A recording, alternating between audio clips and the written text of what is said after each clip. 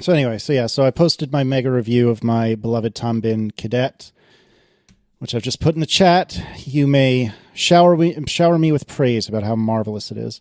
Is this one of those bags that's just covered in like various like buckles and straps and nylon things? And No. There's plenty of pro level photography. If by pro level photography I mean, how would Sean Blanc and Marco take pictures of this? Well, this isn't it because it's just not. But how would I take pictures of this when I'm pretending to be Sean Blanc and Marco? Oh, okay, that'll work. These pictures are actually pretty good. I mean, I can nitpick them if you'd like. One of them I didn't have the aperture was all wrong. The one where the bag is open, the big part of the bag, so bits of it are out of focus. I should have. The very last one? No. What's wrong with the very last one? No. I wasn't all the way down. Some of the bad photos aren't your fault because I was looking at these on my phone and the fabric pattern does that repeating pattern thing when it's shrunk to small sizes, and it looks crazy. I thought I didn't realize until I looked at it on my Mac here that it actually is a uniform color and it is not like paisley or plaid. Yeah, is it the moire? Is that how you pronounce that? The moire effect, like when it scales it down. I cleverly avoided trying to pronounce it, waiting for one of you suckers to fall on that sword. So, do you want to do some follow up? We should probably do some follow up. We could start with Adam Luther, who wrote in to talk about 802.11 AC. John, would you like to correct the error in your ways? Last episode, I mentioned that I didn't need to have 802.11 AC in my house because I don't have any 802.11 AC devices, but Adam Luther was the first person to point out that that's not true. My iPhone 6 does 802.11 AC. So there you go. It was with me all along. Other than that, though, I think I don't have any because I don't think the 5S had it, right? No, I think the iPhone 6 was the first one. Well, also, like, how useful is that? Because typically transferring large files to the iPhone is limited by a lot of factors, including wireless, but also including like the write speed of the flash. Can it really write any faster than 802.11n speed, or is it just more like, well, if you have crappy range to the base station, or if you have a crappy signal, then you'll get a little bit faster on AC than you would under N? Yeah, I don't even know if that's true. That's speaking of.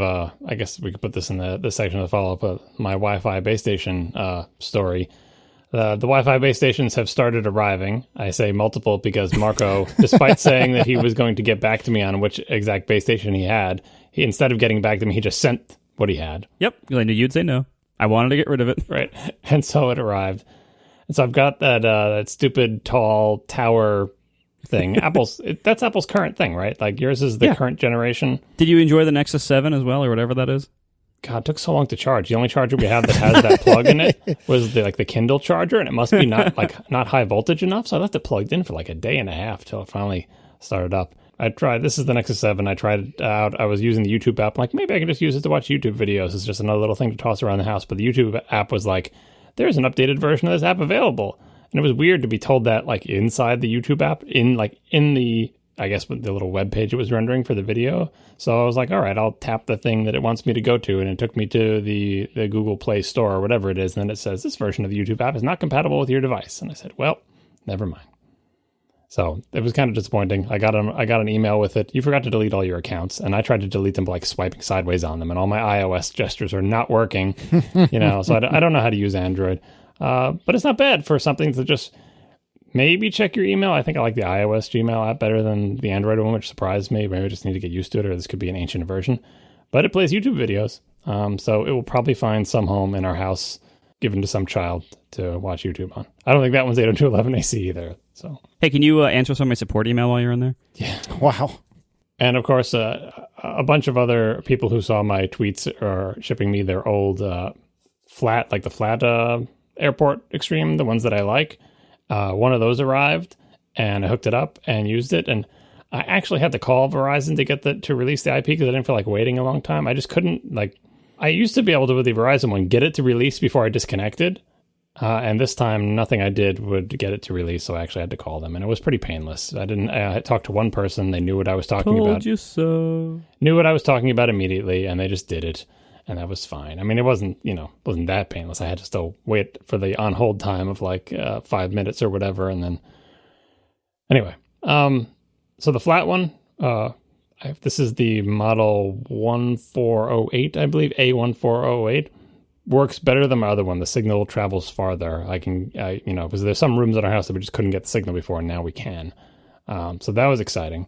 Well, because that one I think it had 2 revisions, and they looked the same identically on the outside, but the newer one, there was some test maybe on AnonTech a long time ago, and that's why I initially bought that one, because they had shown that the range was dramatically improved in the later version of it.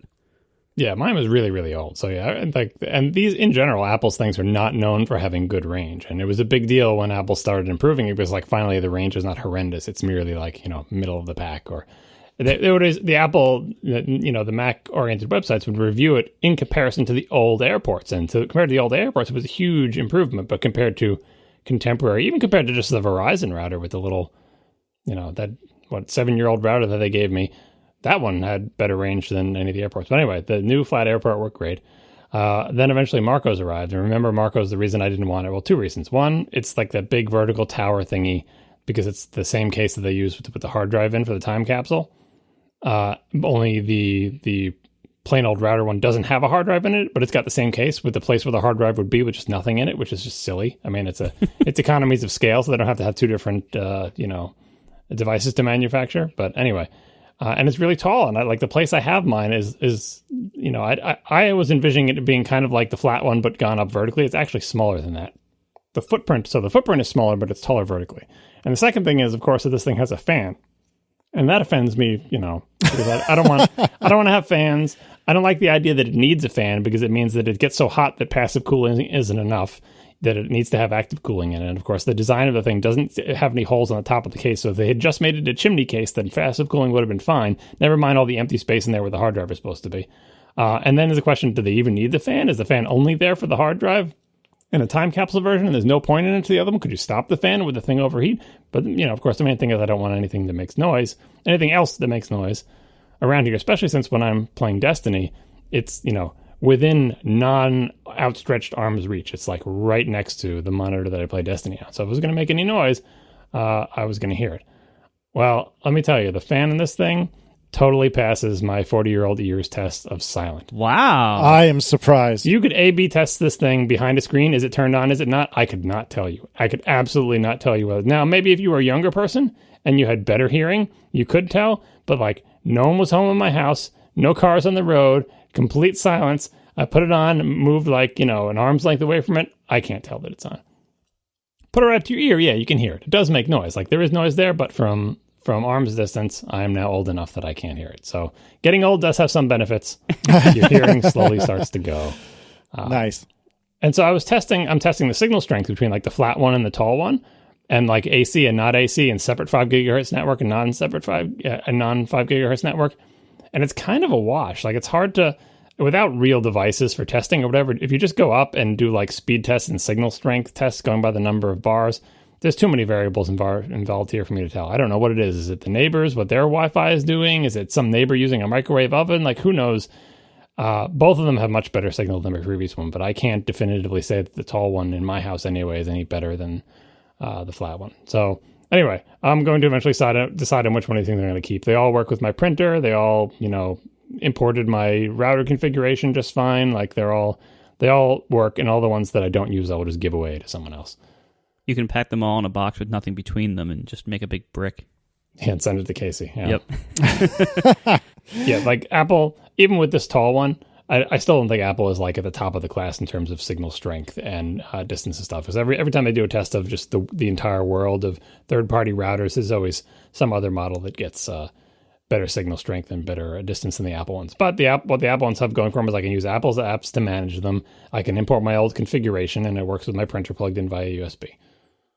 I'll also like to point out in the realm of very, very quiet fan technology, when Tiff got her 5K iMac last fall, in order to expand the storage, we bought a little Thunderbolt SSD enclosure. It holds 4 SSDs, and it had this really loud 40 or 60 millimeter fan in it. I went online and did some research. I used to be a quiet PC nerd. I have purchased Dynamat before, and it was not for my car. Anyway, so I did some research on what is the quiet fan to buy today, and I discovered Noctua fans. So all I did was I took out the old fan. It was a standard fan, standard plug, put in one of these Noctua things in there, and the sound difference is incredible. Same airspeed, really, that I could tell, like, roughly. I mean, it is just incredible how quiet fans are today when they're designed to be quiet, and it's kind of sad how many still aren't designed to be quiet, like the one that came in this multi-$100 Thunderbolt enclosure for no reason at all is incredibly loud.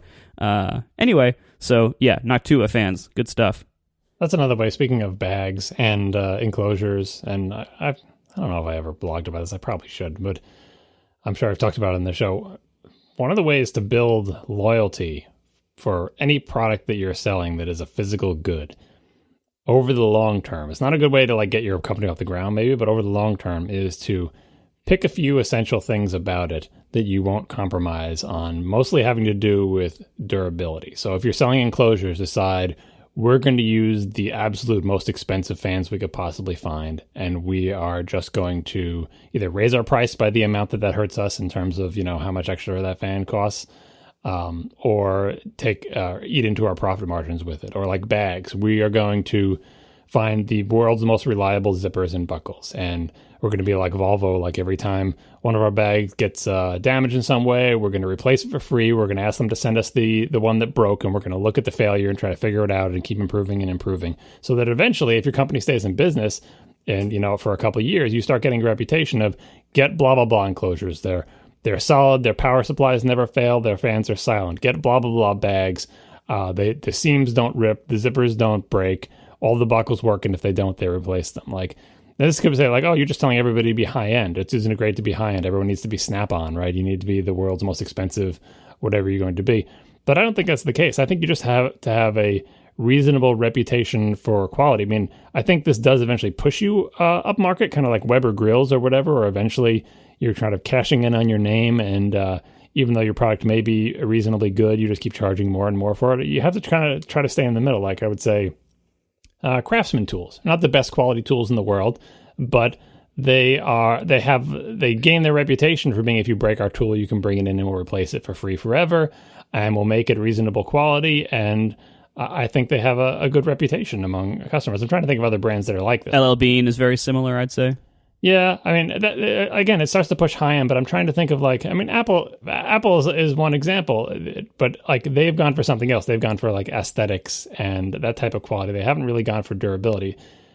Maybe like, I don't know, I'm thinking of like that Sony Walkman that was like yellow with the big rubber gaskets all over. Yep. Not that Sony ever had the reputation, but that particular thing had the reputation. Or I'm thinking more of like power tools and stuff like that. But anyway, in the world of computers, I wish there were more manufacturers more successful manufacturers who differentiated themselves on durability. And I guess, I mean, it's been tough in the PC industry, at least, where even in the phone industry, with consolidation, it's just been a cutthroat business. And just if there were companies that distinguished themselves in that way, they eventually got gobbled up because it wasn't enough to sustain them. But I'm hoping as the insides of electronic components become more and more a commodity, that there will be somewhere room to differentiate on these axes. Like, not in phone. Can you think of a phone with a reputation for durability? I can't. No. I mean, the Samsung one that's waterproof, I think, is an interesting thing. But Samsung changes what it does every year. Like, they're just they're not. There's no coherent vision for the reputation they want to do, except for the reputation as we make good phones that you want to buy. Please give us money. And Apple is so concentrated on thin and sleek and beautifully designed, and which is fine. Like, that's the reason we like all their stuff and everything, but they're not kind of like the ruggedized, Craftsman LL Bean type of aesthetic. There is no manufacturer that's like that for electronics. I think there should be, because we're kind of at that stage now where it's like some people want that. I bet there is manufacturers like that for camping supplies, for mountaineering equipment, right? For, car repair tools. I mentioned Snap-on, or like, those manufacturers do exist in the more sort of rugged, manly fields, but I think there's a place for them in electronics, because it's such a quality of life issue. Like I said, you buy that multi-$100 Thunderbolt enclosure and they have like a 2-cent fan in there or whatever. It's like, please just spend the extra $15 for the expensive fan and add it to the price. If it's a multi-$100 thing, like, I'll pay it. And if you keep doing that consistently, I'll say, hey, if you want to buy enclosure, same thing with power supplies. If you want to buy an enclosure, buy this enclosure, because the stupid power supply brick, speaking of power supply brick, doesn't die. And speaking of that, in my Wi-Fi routers, just as I was about to open up my Wi-Fi router with my son, which is a thing that we do when electronics dies, tear them apart, I thought, before I crack this thing open, why don't I try plugging it into one of the power supplies that came with one of the replacement ones to see if it was the power supply that died or the router that died. And it turns out it was the power supply that got fried, not the router. So Aww, that's so sad. my old one, I didn't test it, but my old one turns on, the light does, like before the amber light wouldn't come on at all. Now it starts up, eventually turns green. So I'm pretty sure it was the power supply that died, which still means I would have been out of router because I was going to buy like a separate power supply for it. But we took apart the power brick, Apple's power brick, what it looks like. That's kind of like it looks like everything else they make, like a white rounded rectangle thing. Boy, those are hard to open. Like I didn't look at the iFixit guide. I'm assuming it involved a heat gun, to loosen the adhesive, but I don't have a heat gun. All I have is pliers, screwdrivers, and other blunt instruments, and that was difficult to get open. But inside, it looked pretty nice. And that thing lasted at least 7 years, probably longer, before power surge, when not connected to a surge suppressor, killed it. So Apple usually makes pretty good power supplies. I've bought external hard drive enclosures that have gone through multiple of these power brick things. So those are usually the weak link. Yeah, in fact, like those power bricks are usually such cheap pieces of crap that I really have tried to avoid buying peripherals that use them. Like anything that can be bus powered, I will almost always pick that option now, because power supplies, like either they die early or they start a whine or a buzz, and I've had so many like cheap, crappy power supplies. Apple does well here. Like, remember that article showing what it looked like inside Apple's laptop power adapter, and then inside like a knockoff it's supposed to made to look like, and the knockoff they just showed all the components they were missing, and it's just the knockoff basically ran wires from one end to the other. And Apple's has filled with tons of like tiny surface mount resistors and trying to, Apple does a good job with those things. They're still, getting healthy profit margins when you buy them from them, but that is a wise investment in money. They look silly on the outside. They're just these white, rounded rectangle things with plugs, and you think they're all the same. And it could be argued that Apple cheaps out on the wires themselves because they have to be thin and beautiful and the strain relief isn't there or whatever. But inside the actual brick parts of the power bricks, for the most part, Apple has done a good job with that over the years. Well, and to be fair, one of the reasons why the Apple wires tend to die over time, you're right, part of it is they need more strain relief, really, and strain relief is ugly, so they don't do it. But also part of it is they go on their environmental checklist, and they want to be like everything free. And some of those things they've checked off the environmental checklist over the years are things that make really good, long-lasting power cords, but also might cause cancer or something. So, they have actually had to change the materials over time to be things that maybe are more brittle. Like some of the soft plastics and rubbers are like more brittle now, and they're a little stiffer and they crack. And yeah. Yeah, they change the material. Like when you get a collection of Apple hardware, particularly the cords, power cords, USB cables, lightning cables, 30-pin connector cables. If you have been buying Apple devices for a long time and you actually save this stuff like I do, there's two aspects of it. One, obviously, some of them might age differently, because something that is 5, 10, years old is like, was it always like this, or did it just get like this because it kind of dried out over time, so you can't really tell? But two, even when relatively new things, the difference in sort of the bendability, the surface texture, if it holds a kink, like they're always wrapped up in that tight little bundle in the package. When you unwrap it, how long does it take to get unkinked? I have some cables that are like a year old that are still kinked. Other ones curled right out into a smooth thing. Some of them feel smooth. Some of them feel rough on the outside. Some of them are stiff. Some of them are floppy. They're different thicknesses. I always wonder, I guess it's probably intentional, but it's like you said, Marco, which part of this is we were removing harmful materials and this is the best we could do, and then next year we figured out we can do even better than that still without the harmful materials? Which ones had the harmful materials in it, and so they were like nice as they could make them without the constraints of environmental correctness and everything? So large variety in cables from Apple. I'm assuming the insides are similar. Like I was worried when they got rid of the the lead and the solder or whatever, because the alternatives were known to not be as strong, but so far so good on that front, I guess. Our first sponsor this week is Fracture. Go to fractureme.com and use code ATP15 for 15% off your first order. Fracture is vivid color prints of your photos printed directly on glass. And this is really cool. So I have a bunch of these hanging around our house here. Fracture prints, so they know we take so many photos these days, And your photos usually end up trapped somewhere down, an Instagram or Facebook feed somewhere, and they're on the feed for 2 seconds, and then they scroll past, and then they're gone. And yeah, you still have them, but you never actually really look at them. You never really enjoy them. You never really show anyone else those pictures. Once they're off the stream, they're gone. And so Fracture wants people to actually take some photos, take some special photos, or some non-special ones, it doesn't matter. Take some photos and get them printed and hang them up somewhere in your house. Or send them to loved ones as gifts. And it is so easy to do. Their website is great. You upload the photos, they preview everything, you can scale or whatever, crop whatever. So easy to do. And you get these beautiful prints. Now, this is really vivid color photo prints printed directly on glass. So here's how this works. There's a very, very thin piece of glass on the front. The photo's printed on the back side of it, facing the front. So it can't scratch off. And the front is nice and glossy glass. So it looks great, and it's so thin that it looks like the photo is printed on the top surface, from any distance. It looks like the photo is printed on the top. And because it's so thin, it also is extremely lightweight. You don't have to worry about like some giant heavy pane of glass ripping the nail out of your wall and crashing down on the floor. These things are very lightweight for their size. And so behind the glass is a thin piece of like foam board, and that has like little holes in it, so then you can hook picture hanging screws in that. They even give you one in the box if you need it, or you can go to the hardware store and get 10 for $1 or whatever. But these things are nice, solid, lightweight pictures that hang on your wall and look great. Every time somebody's in my office and they see my Fracture prints, they always compliment them and they always ask about them. These make great gifts. Fracture, vivid color prints directly on glass. Use code ATP15 at FractureMe.com. Code ATP15 for 15% off your first Fracture order. Prices start at just $15 for the small ones. They're like a 5x5 square. It's about the size of a little smaller than a CD case, if anyone even knows what those are anymore. Do you guys remember the trick to open jewel cases properly? You ever learn that?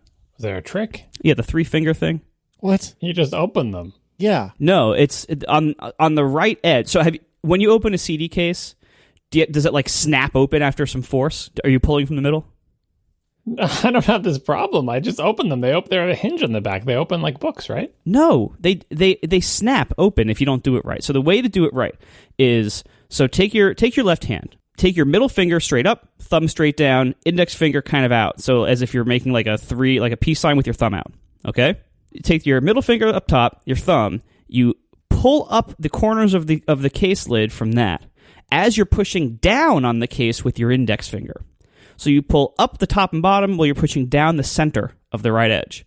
And then it swings right open. If you actually can find a jewel case to try this on, it'll change your life if you still ever open jewel cases. But you probably don't anymore. This is unbelievably useful information for 15-year-ago Casey.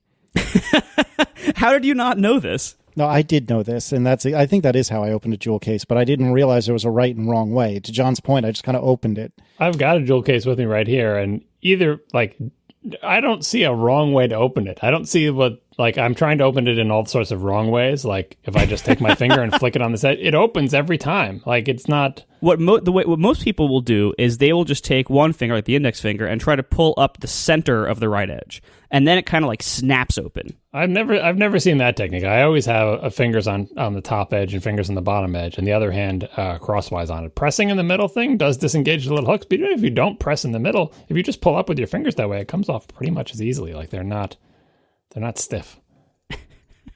Anyway, thanks a lot to Fracture for sponsoring our show once again. So we are in August, and we are in the slump, the doldrums of August, and we have little to nothing to talk about. So with that in mind, we're going to try to entice you to listen to the rest of this episode by discussing a couple of different things. And we thought we would start by me having an existential crisis about what kind of computer I want to replace my personal 15-inch high-res anti-glare MacBook Pro. And if you recall, I've just gotten a 15-inch Retina MacBook Pro for work, but I've been telling myself that I'm waiting for the Skylake 15-inch refresh to get a new personal machine. But I was thinking about it recently, and I started to wonder why. What I use my personal computer for, my personal Mac, is almost nothing. It is unbelievably slow as compared to both the new work computer and even the work computer that the new one replaced, because my personal one is still using a platter hard drive, which is unusable. I don't know how anyone does this anymore. It's unusable. So the reason I have both a work and a personal machine is because I like to tell myself that I'm keeping my personal files on my personal machine and my work files on my work machine, and they will never mix or anything like that. Do you want to guess how often I really do a good job of keeping my personal files off my work computer? Not at all. Everything in my Dropbox is on there. 1Password is on there. A lot of my pictures are on there. All of my music is on there. Everything is intertwined. So I'm wondering if what is the point in insisting on having a 15-inch laptop for my personal machine when really the only thing this machine consistently gets used for is as a Plex server, which started me down the line of, do I even really need a laptop? And if not, what do I get? I don't think I want a Retina iMac. For reasons I can't put my finger on, but I just don't think I want that. They still sell the non-Retina one. Well, okay, sure, but if I was going to get an iMac, I don't want an iMac, is what I should have said. Do I want a Mac Mini? Maybe you want a Mac Pro? Oh, God, that would be a hysterical turn of events. But no, I do not want a Mac Pro. But I guess what I'm driving at is, like, what is the purpose in maintaining a personal machine that is portable, that I could take places when I'm never, ever, ever going to take that machine places? Even if I had a unbelievably awesome personal machine, in all likelihood, I'd probably take the work machine. So on the slim chance that I have to do work when I'm on this phantom, theoretical vacation, I could do so. So Right. Why do I need a 15-inch laptop when really I could probably save $2,000 and just get a Mac Mini? Well, first of all, you couldn't, because it is impossible to get a nicely configured Mac Mini for much under $1,000. I mean, we're still looking at the work computer that work gave me was something like $3,100. Right. Well, yeah, but the difference between like the base model, which is $2,000, and that is, I wouldn't say it's 50% better. Anyway, I agree. It doesn't matter. So number one, you answered this already. Number one is, are you sure you don't need for it to be portable? And, you said, you just bring the work laptop, and that makes a lot of sense. What I recommend, if you can, if this works for you, I recommend whatever you get, consider that you will leave, if your job allows this, leave your work computer at work. If you bring your work computer at home, then obviously you're blurring a line between home and work, and that's, as you said, that's something that's not ideal, ideologically, if that's not a redundant phrase. And obviously, whether your job expects you to be working on the side that's up to you and your job. But if you can leave your work computer at work most of the time, that's worth considering, because that gives you really good isolation then. Then you can't bring your work home with you. You can leave it connected to the monitor and stuff at work and have all your windows stay in place, John. And, it's really nice to have that separation, honestly. Unless you have to be frequently doing work at home. Then it's different. But if that's not a frequent occurrence, if you can usually do work at work only, then that can be really nice. Yeah, I don't think I could get away with it. I understand and completely agree with everything you just said, but I work from home often enough, even like in the evenings or occasionally on the weekends, or just to, quickly, well, I guess I was going to say quickly fire off an email, but I could do that on any computer. That doesn't require a full-bore work machine. Does the work that you occasionally have to do at home require that it be done on your work computer, or can you log into the stuff you need to log into on any computer? I was going to say, I suppose I could I was almost said RDP because I'm showing my Windows colors now. Nice. But I could, VNC into a machine at work if I can punch a hole through the firewall. I suppose I could put the work VPN on my home machine. This sounds like too much work. Exactly. It's supposed to be saying ARD if you want to get your Mac cred up. Whatever. Apple Remote Desktop, right? Anyway, so the point is I probably could do that. But in all likelihood, if I have a work laptop, I would almost certainly take it home, in no small part because in this theoretical, I'm not going to have a laptop of my own, and I'm going to have either an iMac or a Mac Mini. And so I'm going to want a laptop to use in the house, even for personal things, And so I would want to have the work computer at home anyway. Okay, so then that's the other question. So we know Aaron has a MacBook Air that is usually dry. Now, are there times when you take your work computer out of your home office and work around the house with it? Yes, there are. That happens frequently? Well, for example, the blog post that we talked about earlier that may or may not have made it into the show, that was done sitting on the couch next to Aaron on my work laptop.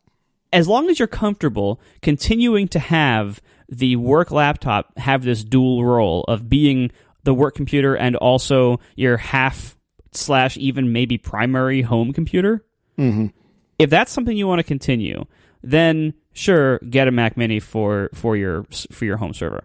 If you actually and consider running it headless, because like at that point it's like, well, what are you really even doing with the Mac Mini? Like I have a Mac Mini here running headless. It's doing our live stream. It serves my iSCSI giant share from the NAS, and then it runs Backblaze to back it up over iSCSI. It runs a couple other task type things. Like I have that, and it runs Plex, which I never use because I hate it because it turns out you're the only person in the world who likes Plex. Please email Casey. You are going to get so much email, my friend. No, the truth is that I'm the only person in the world who doesn't like it. I think that is more accurate. That's more accurate. But anyway, the Mac Mini is fine for that if you plan to run it headless, but it is not a good deal. Performance-wise, a 15-inch comes very, very close to the performance of most of the iMacs and really the whole lineup. Like a 15-inch, even the base model, performs extremely well relative to the rest of the lineup. The Mac Mini is kind of the opposite. The Mac Mini, you pay, what is relatively speaking, you pay a lot and you kind of get a little for it. It's also very rarely updated. Obviously, the current model is very old. Even when it's updated, it still doesn't get to be a great deal. It just gets to be a less bad deal for a couple of months. But it is never a good deal. Like, you look at what it actually costs to spec one out to be reasonable. Like, for instance, I don't think you want a Platter hard drive in that either, because this is not a fast computer. What decade is this? You want this to be running 24/7? I would put an SSD in it. I did. I put the, I think that's 256. I didn't go crazy with it because I didn't need that much space on it. But your mileage will vary with that. You have the NAS for your bulk storage anyway. So I don't know how Plex deals with that, but probably in a way that I hate. But if you want to actually do work on this new computer at home and really make it your home computer, I would say either get an iMac or get another 15-inch the way you've been doing it. Yeah, and that's the thing is that I don't know what it is. It's some sort of mental hurdle that I can't get over. But I think to myself, if I'm going to buy an iMac, I would always choose a 15-inch Retina MacBook Pro over the iMac. And I wish I could explain why, but it's just the iMac for me seems so silly. It's so big and unwieldy. Maybe that's why I'm landing on the Mac Minis, because it's not big. It's not unwieldy. I could run it headless if I so desired. And I guess if I'm going to get something that's such a physically large machine, I'm going to want it to be something I could take around the house. And you can't take an iMac around the house. I'm sure everyone has had that story of seeing, everyone has seen that guy at Starbucks. Panera, right. But for the purposes of this conversation, you cannot move it around the house. And so that, I guess what we're saying then, and I'd like to hear John's 2 cents in a moment, but I guess what we're saying is probably go ahead and get the 15-inch MacBook Pro, even if all it does is sit there and run Plex nonstop and do almost nothing else. Right. Or if that really is the main reason you need it, just get a Mac Mini, because a laptop is not always on. It is really, really nice having an always on Mac server for roles like that. If you're really going to keep your main personal use on your work computer, if you're not going to be like using this computer much at home, then get a cheap Mac Mini and be done with it. Yeah. But you have to decide, like, is that really what this is for? Because a Mac Mini is a better home Plex server than a 15-inch MacBook Pro. I guess maybe transcoding, if it's doing heavy transcoding, it wouldn't be. But although it would do that in silence, and it has hardware Ethernet port. So keep that in mind. And you can even put it next to your TV and use HDMI and use a bunch of crazy stuff on there if you want. I wouldn't, but you can. But anyway, Mac Minis are great for home servers if what you really want is a home server. They're not good deals. You can never find good deals on them used either because everybody wants a cheap Mac Mini. So the used pricing on them is not that much cheaper than getting them new. So it will never be a good deal. But for the role of a home server, it is really nice. And mine, it is as silent as the Mac Pro under load. It isn't as fast. That's one of the reasons why it can be. Mine only has dual cores. I think they stopped selling the quad core ones. So these aren't amazingly fast machines, but they're really small. You can put them anywhere. They have, they're all hardware. It's all hardware, Ethernet, hardware, sound ports, hardware, HDMI, and everything. You don't have to have a bunch of dongles or Thunderbolt adapters or anything. And it'll just sit there in silence and not bother you. Whereas a laptop, running a laptop headless or in clamshell mode rather is not a great idea for long. I know people do it, I know, but it's not a great idea for long. They don't tend to last as long that way, and there's lots of they kind of fight you on it. They don't really want to be run that way, and you have to always kind of work around. Oh, is the screen actually on under there? Is the OS trying to fight me and keep the screen on, or did it not see that I put it to sleep? And it's always kind of a mess. Trying to get a 15-inch to run headless on a regular basis, and a Mac Mini will always just do that for you. It will serve that role better if that's what you really want. Yeah, and really quickly, I should point out, and the chat room is already giving me grief about this justifiably. The right answer for a Plex server is absolutely, without a shadow of a doubt, a really cheap PC that's just sitting there and doing nothing but serving Plex. But no, then you have to manage a PC. Honest to God, that's exactly right. That is exactly why I do not want that. I'd have to manage the PC. I'd have to worry about it. Yes, I know a lot of people, the PC fans, are saying you have to do all those with a Mac. Well, you know what? You're right, but I'm used to it. It's just another one that I have to think about. Whereas managing a PC, that would be the only PC in the house that's actively being used. It's making me think about a bunch of things that I really just don't want to have to worry about. I'm already worrying about, the El Capitan upgrade for my machine, for my work machine, for Aaron's MacBook Air. It's not going to hurt me to worry about it for one more computer. So I understand that is unquestionably the right answer. On paper, it is not the right answer for me. John, how would you handle this? Where are your photos? Where's your photo library? The canonical photo library is on the 15-inch personal MacBook Pro on the spinning platter hard drive that never turns off. I don't know. I don't like laptops. I think one of your things that you alluded to before is you don't like the idea, and a lot of people, I think, who are not, especially people who aren't tech nerds, don't like the idea of a large piece of furniture basically in their house being a computer. I think you like the idea that the laptop, when you close it, it's basically, you can't even see it, just a little flat thing on a desk. When it's open, it's not that big. You don't want to dedicate, most tech nerds don't mind this. I mean, just look at Marco's computer room, or even mine for that matter. You don't want the thing where the dominant piece of furniture in a room or on a desk or whatever is computer related. I've got my big tower on the floor, I've got my monitor, I've got the speakers, Marco's got monitors and stuff all over the place. That's what some people like, but it sounds like you don't want that. So that's why you're kind of resistant to the idea of an iMac or something, because it's physically imposing, and that you can't put it away. When you're not using your iMac, it is still, especially the big Retina one, still a big 27-inch screen that you just can't get rid of, and it's just blocking your view out the window and whatever. But I would think of that for two things. I think every home, every tech nerd home anyway, needs to kind of have a digital Hearth, which is the biggest, nicest screen where you can look at photos in movies and the family could gather around them if they wanted and look at them. That doesn't move, that is sort of the main repository of the things that you care about in the home. So it's constantly connected to both network and local backups. It's got a really big screen. It's probably the fastest computer.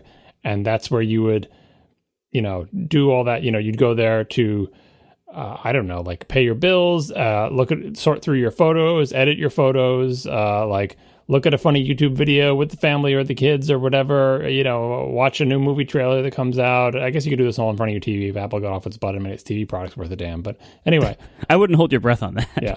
But that's what I'm thinking of for the iMac. But you're right that it is going to be a large, imposing physical presence, right? And then I think you should have a very small, light laptop like an Air or the MacBook One that you use for, I don't want to be stuck on my desk. I want to be able to run around the house. But on that small, light laptop, you should not have your family photo collection. You shouldn't have anything you really care about there. It should just be your Dropbox and your other network-connected stuff.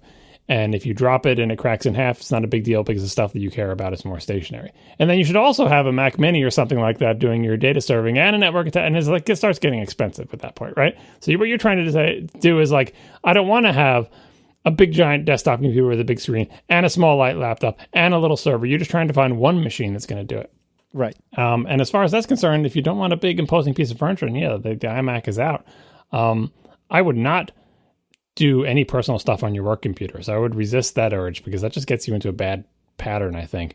I don't like the idea of a family photo library being on a portable machine because then I'm like, when are you going to remember to hook it up to your local hard drive to back up? Probably not as often as you want. And network backups are kind of trickling and happening over time. But if you're not careful, the machine could be asleep for a lot of the time or the lid closed or some other way where you're just not backing up as much as you should be.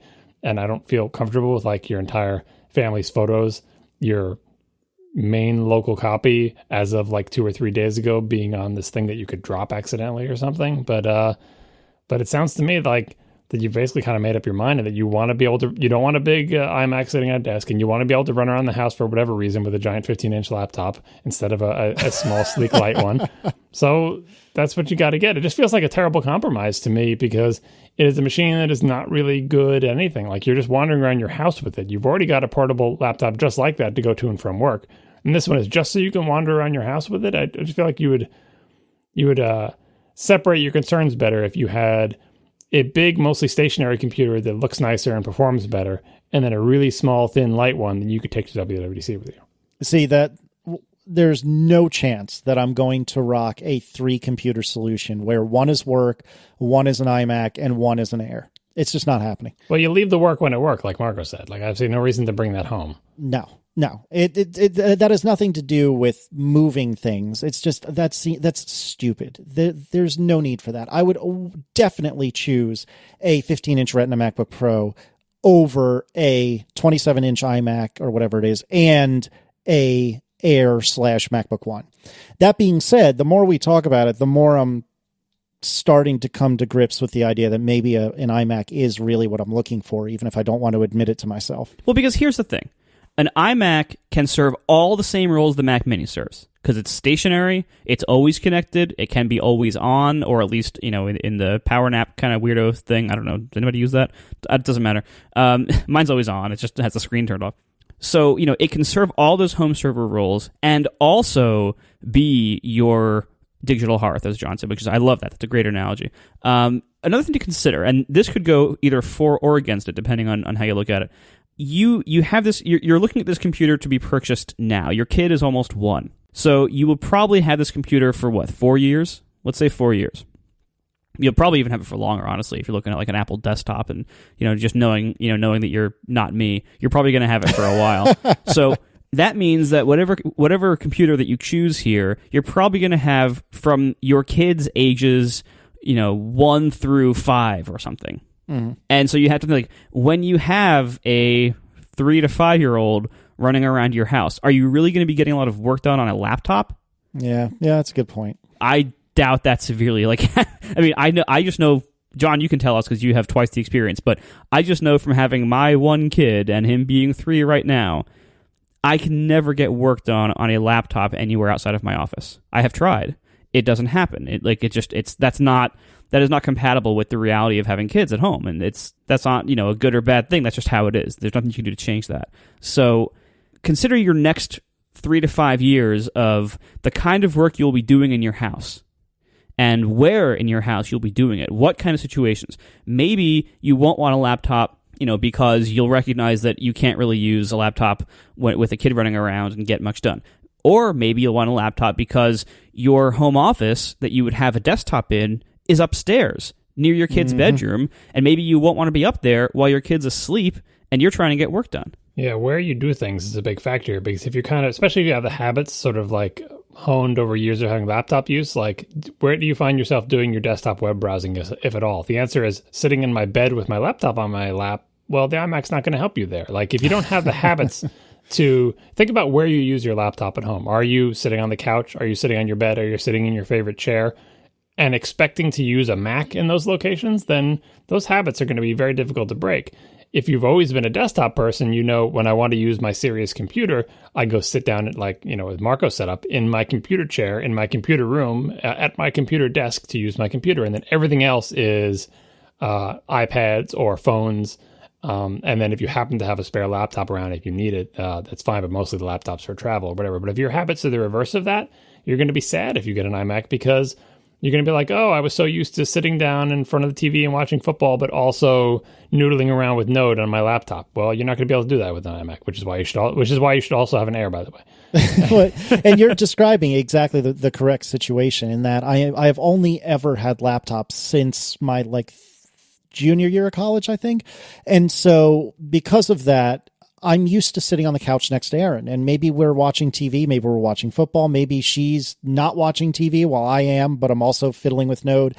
One way or another, if I have a laptop, I can be around Erin, even, you know, after Declan goes to bed. Whereas if I have this iMac, I'm implicitly ignoring Erin because I'm up in the office doing whatever I want to be doing. And she's downstairs, maybe reading on the couch, maybe watching TV, maybe doing something else entirely.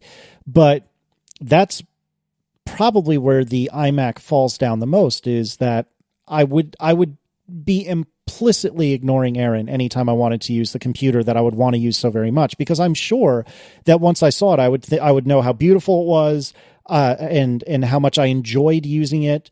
But I think it would end up, I would end up hating it because I would be ignoring Erin so much. Well, you can always do the setup I have here, which has had its bumps, but maybe it will get better going forward, which is a big, really nice Apple display hooked up to a really small, thin, light laptop. And so right now, my wife wanted to do stuff with her laptop, so she took it out of the room, and she's working with it upstairs. But most of the time, she does her work in front of a big, giant screen. The iPhoto library is on her computer. That's where we sort through all the photos on the big 27-inch screen. Non-retina, but yeah, what can you do? But when she needs to, she can detach and have a thin, light laptop to go into the kitchen and do stuff on the dining room table, or go up in the bedroom where she is now and do whatever she's doing with the laptop. That's an interesting sort of hybrid setup. I don't know how, like the Thunderbolt display, I had some problems with flakiness and everything, and it was a little bit annoying. The USB-C potential future Apple display that supports all this stuff could be nicer, or it could be just as flaky, or it could be worse. But it's an interesting way to get you both, to get you the big digital Hearth, which I really think if you're ever going to spend any time like sorting through your photos or editing your photos, doing anything having to do with photos or movies, I don't know how you live in a laptop. Like, I just feel like it would be doing everything inside a phone booth, right? That Marco and it probably feels the same way. That, like, you just feel like to do any real computer, I don't even know how you do programming. I don't do anything with Node. You got to have the web browser and then your text editor and then everything else all cramped onto this little 15-inch screen. It's nice to be able to spread your stuff out, you know? Well, right. And that's why if I'm doing serious work, I'm up in my office where I am now, where I have actually probably only 17, maybe 20-inch external display hooked up to my work computer.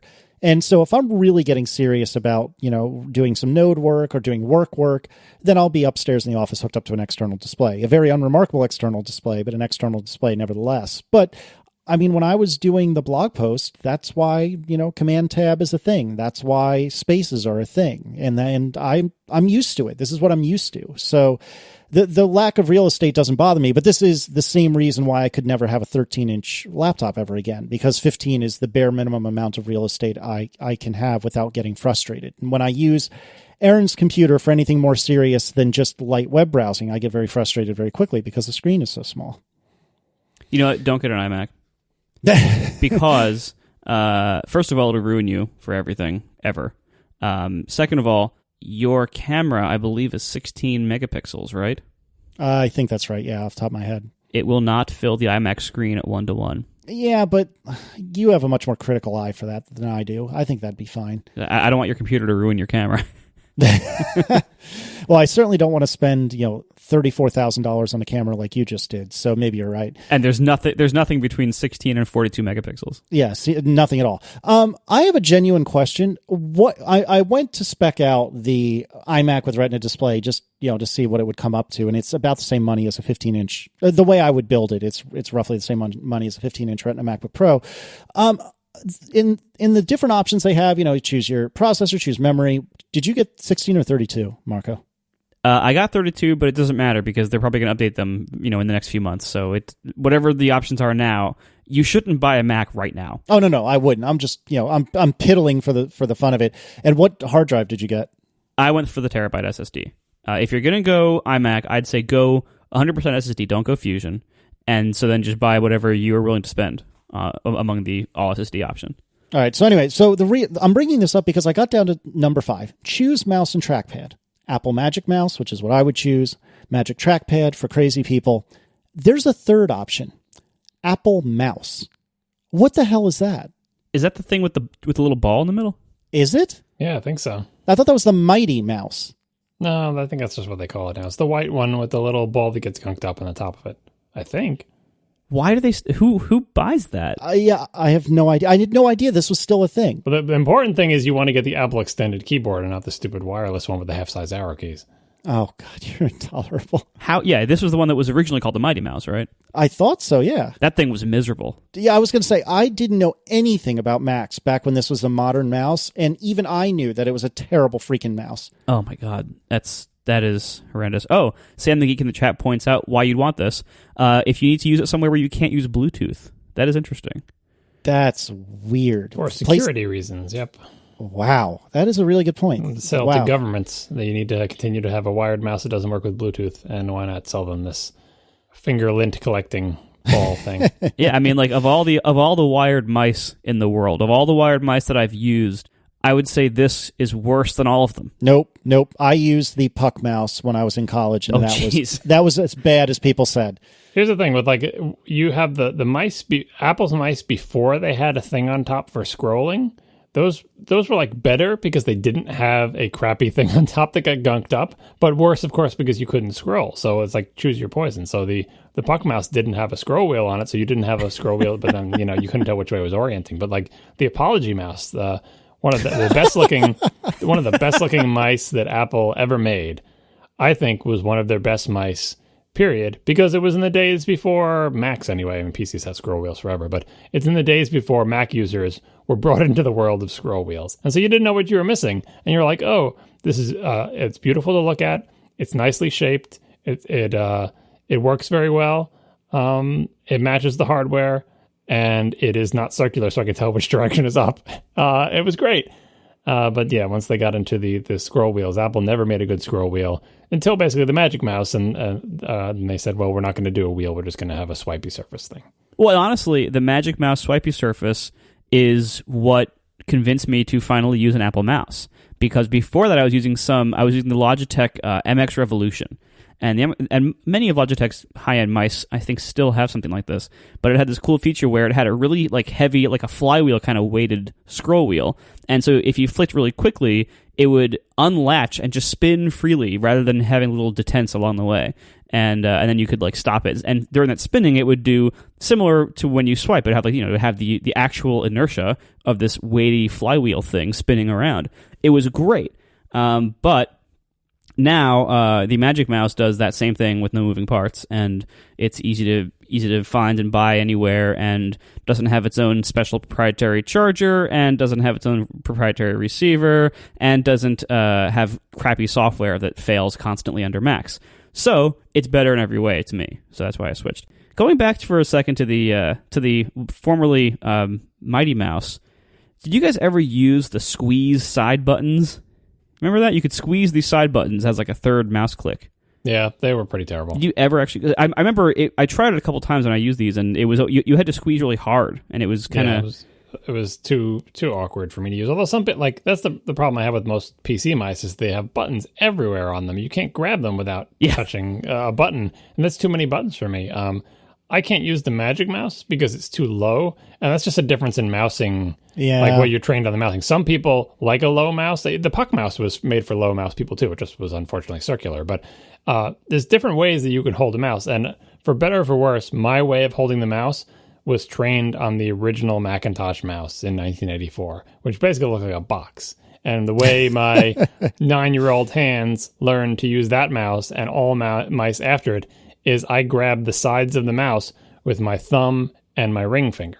Yep, same here. Same thing. And with a low mouse, I'd find myself, especially with the Magic Mouse, because the sides are like cut in a little bit. It's narrower on the bottom than it is on the top. And it's very low down. I feel like I'm kind of grabbing a dinner plate by the sides, and then there's this big air gap where my palm doesn't rest on it. Oh, it's terrible. And I find it very uncomfortable. It's a really nice mouse. Like, it's high quality, the swiping stuff. I see the people who love that. It's just not the way I hold a mouse. So I'm forced to buy, I've been using Logitech mice for years, and I have what I think is called the Logitech wheel mouse. It didn't even have like an MX designation, like MX 200, 300 or anything like that. It's just like the Logitech wheel mouse. It has 2 buttons on top and a scroll wheel that you can also press as a third button, and no other buttons on it. And it has flat vertical sides that I can grab. And every other mouse that I've tried that's shaped like a snail that has buttons all over it, I just can't find a nice way to grip it. I even bought I have a series of wireless mice that we use on my wife's computer. And they have like grippy rubber edges on the side, but they all kind of like curve in or whatever, and they don't feel right in my hand. So that's the thing about mice. It's difficult to say like what's a good mouse and what's a bad mouse, because it all depends on what your habits are. And it's difficult to break those habits. And if you try to use your mousing habits with a mouse that is not designed to work that way, it can be very uncomfortable. So a lot of the sort of snail ones, they want you to grip them in a particular way. And if that's how you do hold a mouse, then that mouse fits your hand and it's great. But if you fight against that, it will not feel great. So if you try to grip one of these weird snail mice from the side, it's just not the way it's meant to be used. And if you try to use the Magic Mouse without, I don't know, how do low mouse people use it? I guess they sort of rest their entire long fingers over the thing. I don't know. No, I have like an air gap. So I hold the sides with my thumb and ring finger, but then my index and middle finger kind of just like hover over like almost an inch, like a pretty high over the mouse. And it's like the same way like how like when you're taught to play piano, you're taught not to rest your hands on the keys, you're taught to like kind of arch your hands up. Same kind of thing, like that kind of grip where like, you're holding the mouse with those two, with the thumb and ring, but then your first 2 fingers are really hovering pretty far above it. Yeah, I think that's not how that's sort of intended to be used. We should ask some of the low mouse men in yellow coats, another reference that Casey won't get, how they use their mice. I think I've seen people doing it where they, like even with the puck mouse, where it's almost like they're just resting their fingers on it, and their palm is not even, it's behind the mouse. And so they're just kind of laying their hand on top of the mouse and kind of moving it around. Maybe their palm is even on the ground. Anyway. People, as I said last time, people tweeted me pictures of it. People use mice in crazy ways, including the one where you use the mouse upside down and press the buttons with your palm. So did you see all the things that people were tweeting me, like the pictures of other? Yeah, there's a large variety out there. Yeah, for what it's worth, I would kill everyone I knew except my family if someone came out with a Magic Mouse that was more bulbous and had a place for like my palm to rest. I use the Magic Mouse because I cannot survive without the 2-finger flicks side to side to go between spaces. I'm a very heavy spaces user, and I am completely useless at a computer if I can't flick between spaces. You would literally die.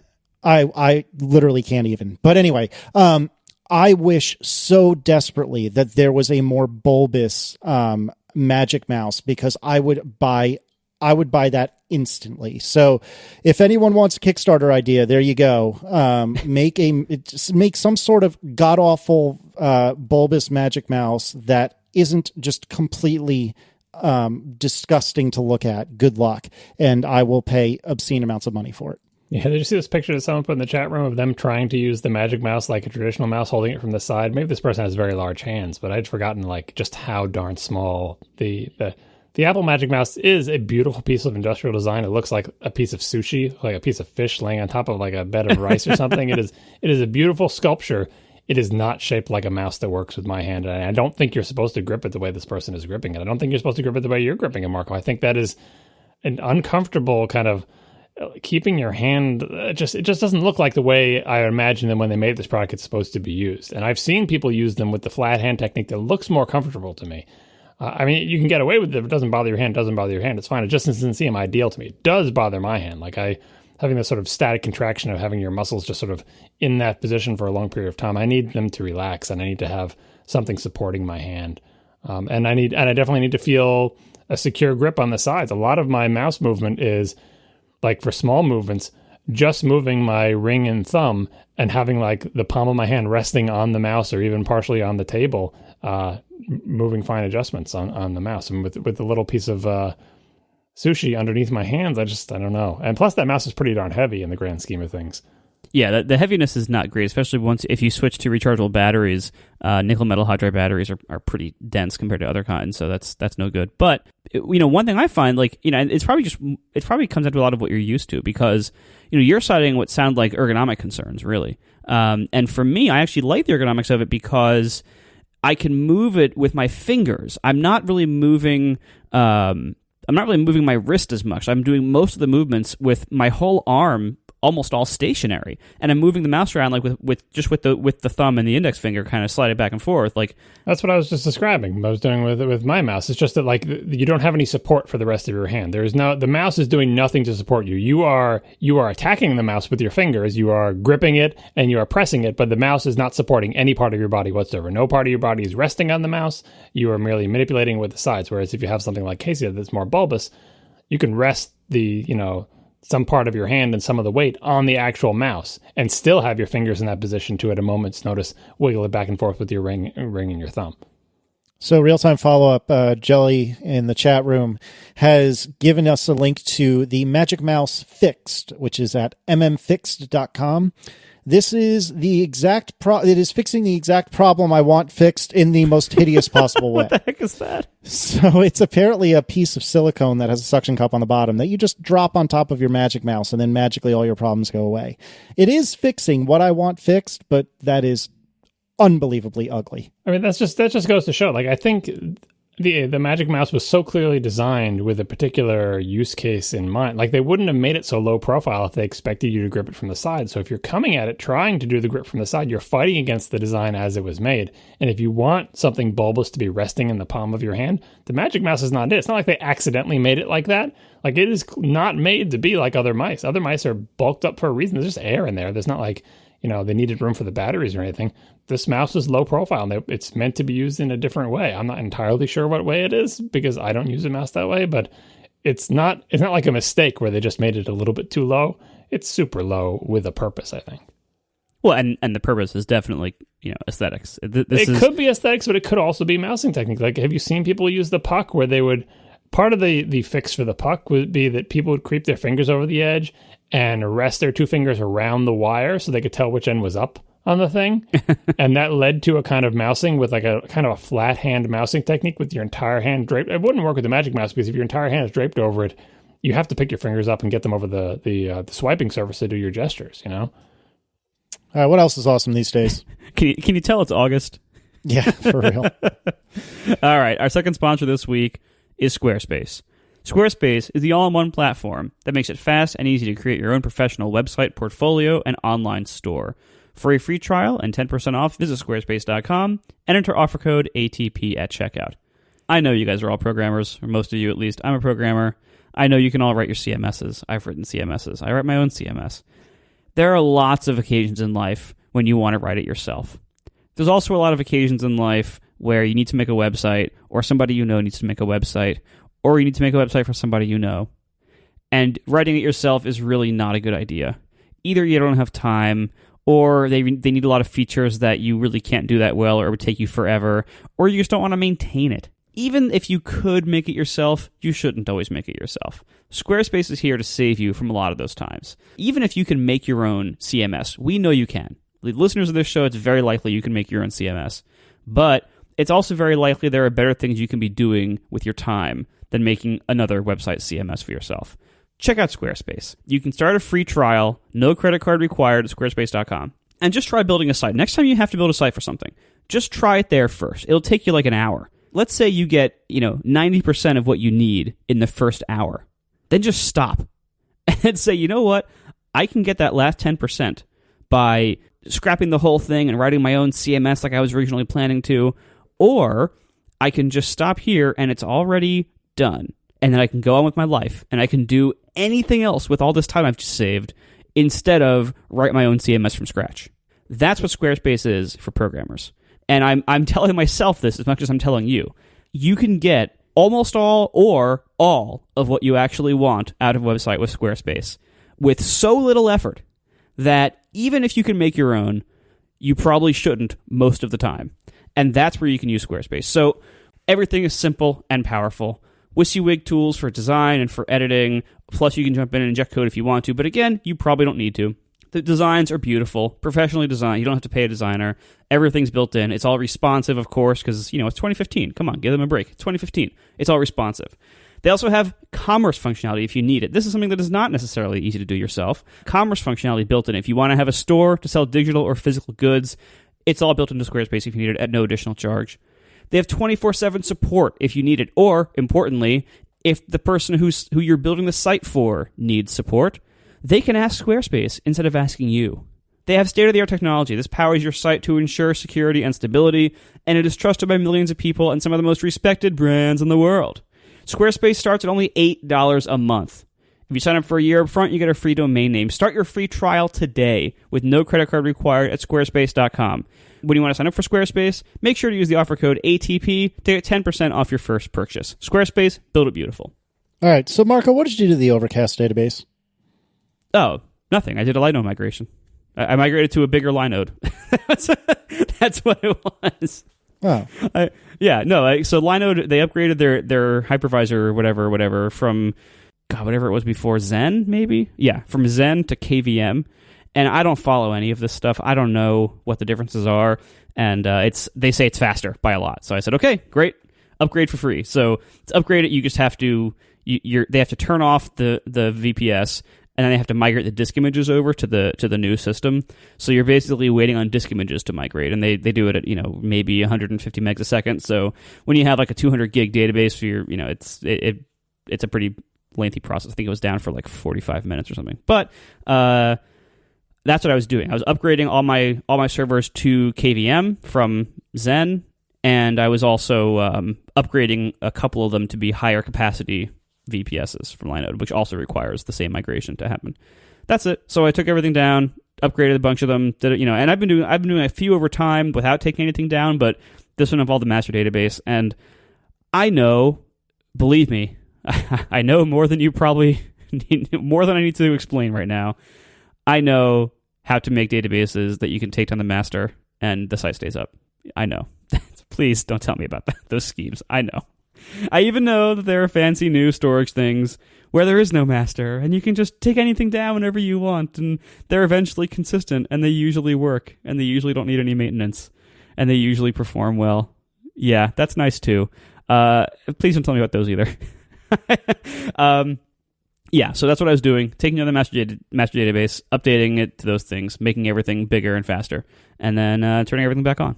And with Linode, this is literally like you click a few links in the web interface and you wait, and then they tell you when they're done. It's really ridiculously easy.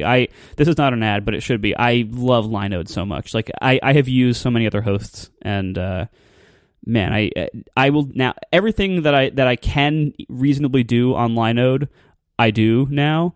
And before, I forget when it was, I think it was last year when they upgraded, or maybe it was 2 years ago, when they upgraded to their like next generation hardware, and when they basically went to Xeon E5s, to really nice ones.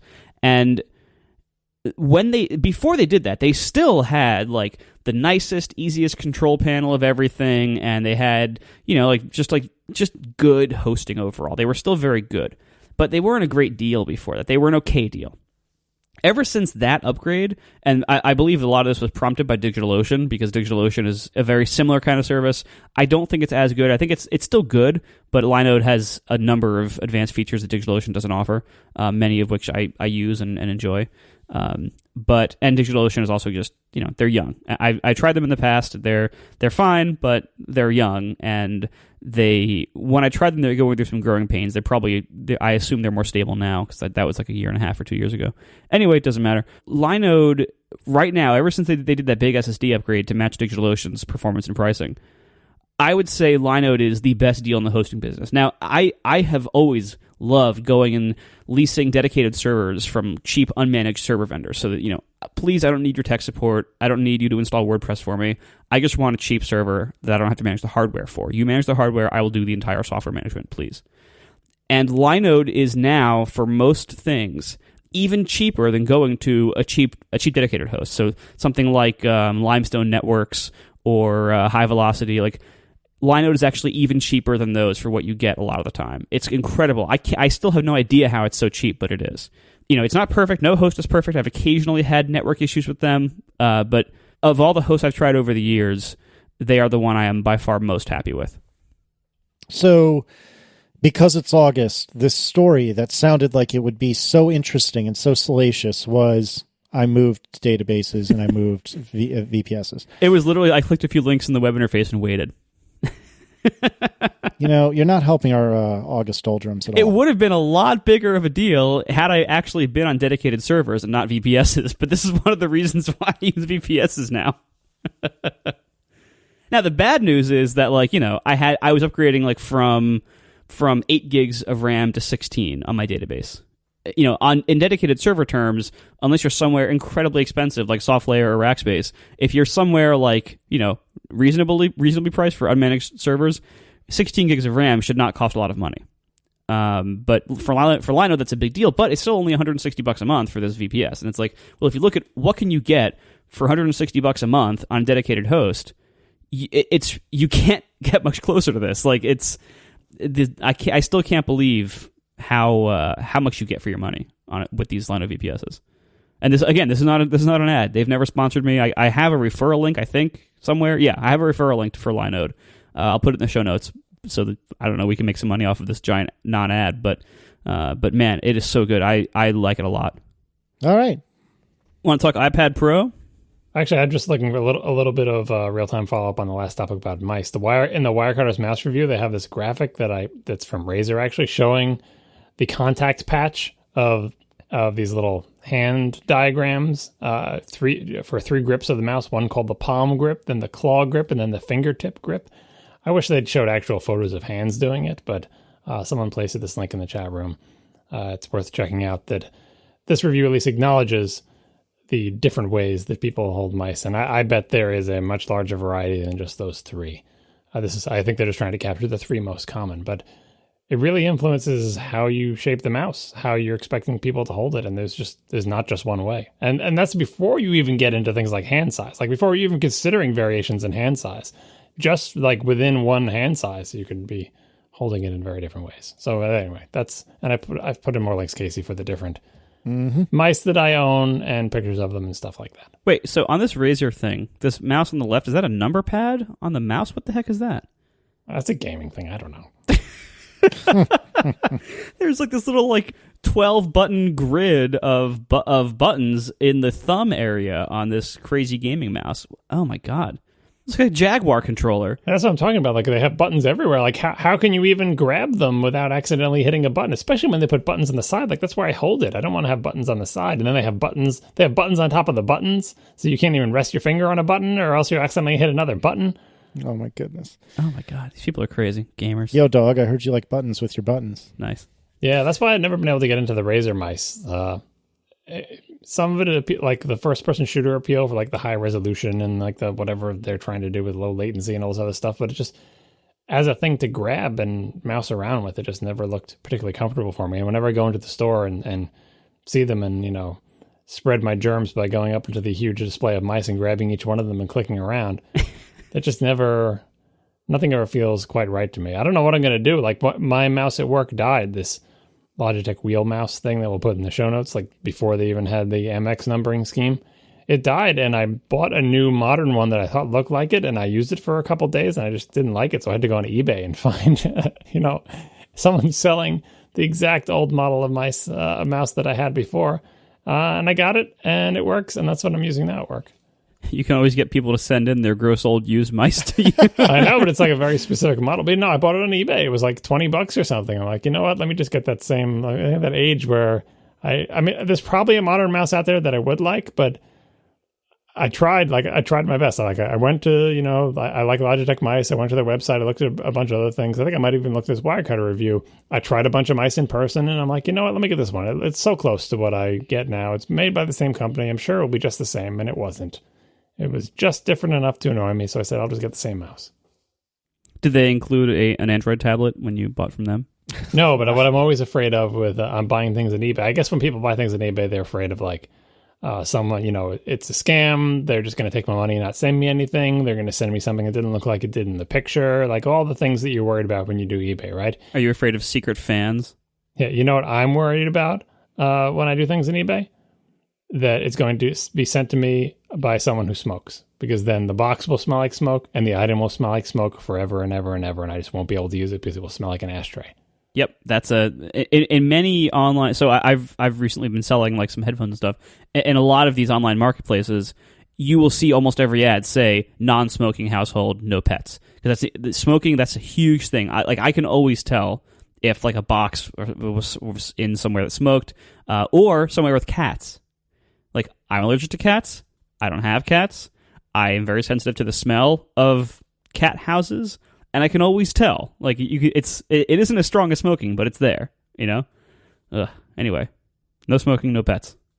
I don't know if I've ever had one with a pet smell, because obviously if it's something with fabric or something, but I'm thinking of like something that is like hard, shiny plastic or electronics or something. Maybe I guess if cat hair is sucked up into the thing.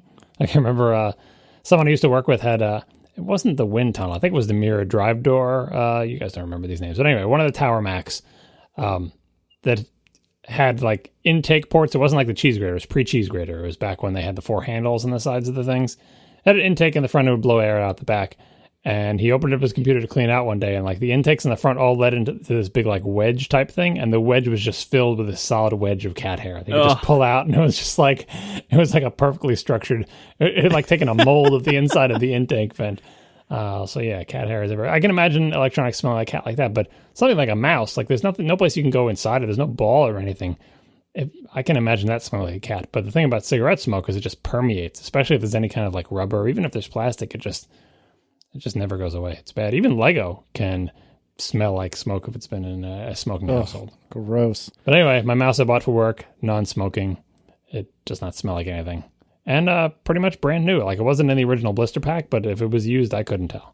So, John, since you're not doing your review this summer, much to the sadness of all of us, what have you been spending your time on for the last, 2 or 3 weeks? Yeah, every once in a while I remember that I have El Capitan installed and I boot into it, and then I wait 45 minutes for the 7 updates that I haven't installed to be installed, which, by the way, Craig Hockenberry already filed a radar on this, and I think it's kind of annoying too. Why is it that I can't just jump right to the latest beta? Why do I have to go through all the different updaters? It takes a really long time. If the current beta is beta 7 and you have beta 4, then you have to install beta 5 and reboot, install beta 6 and reboot, install beta 7 and reboot. And each one of these betas is like a gig or more download, and then you got to wait for it to install. I don't quite understand why they're doing that this year. And I'm glad I don't really have to deal with it. I guess if I was doing the review, I would never have to do more than one update because I would already be on the latest. But anyway, occasionally I reboot into it and fiddle around. And one of the things that came to my attention, I think Jason Snell brought it up in one of the Slack channels, was like, Safari 9's new pinned tab feature that they demoed in the keynotes, where you can, same thing as like Chrome and the other things ever, you can take a tab and then pin it and it becomes a tiny icon in the left-hand side of your tab bar, and it's there all the time. Mm-hmm. When you do that, Apple has, of course, for whatever crazy reason, a new way for you to specify what your icon is when it's pinned. They don't just use your fave icon thing. I don't know why they don't use it. They just don't. What they want you to use is to put an SVG, and apparently it has to be an SVG, somewhere on your site, and then specify in this meta tag that there's 2 different versions. I'll put them both in the show notes. There's 2 different versions on Apple's site. One of them is developer.apple.com/library/safari/release notes. And the other one is developer.apple.com/library/pre-release/Mac/release notes. They disagree about what you're supposed to do. Nice. I put both of them in there. I think one of them does nothing, but whatever, until they get their acts together. Put both of them in. And by the way, if you're going to try to do this yourself, people on Twitter have seen me complain about this. They're having trouble doing it. Like anything, if you dealt with Safari before, you would know this, but if you haven't, it may be a surprise. Safari, for fave icons or anything having to do with icons, once it downloads one, or once it decides there is not one to download, you will not convince it that it needs to download it again. You have to go to /library/safari/template/icons and delete everything in that directory and then relaunch Safari. If you don't do that, you'll spend an hour saying, why isn't it reading my SVG, and keep reloading. It will never reload your SVG. Probably will like 30 days from now or something. quit Safari, delete everything in that directory, relaunch Safari. That's the way you have to do this. Anyway, in my blog that I never update on hypercritical.co, my icon is this little pixelated original Mac that I drew way back when. And I wanted that to be my little pin tab icon. And there's a problem because the format is SVG and my thing is pixel art. And Apple nowhere in its documentation tells you even what size your SVG is going to be displayed at. So first I had to get it working at all. That took a little bit of noodling and everything and finding an app that can do SVG. I downloaded a trial of Illustrator for this, which is ridiculous. Isn't it incredibly mediocre? I had Illustrator CS6. I have Photoshop CS6, which I like for the most part. Illustrator CS6 I had a trial of. No, I was paying for it month by month. Remember when Adobe let you do like one app per month? Like, and you could pay like $10 and use Illustrator for a month or whatever. Anyway, it said, oh, your Illustrator CS6 thing has expired.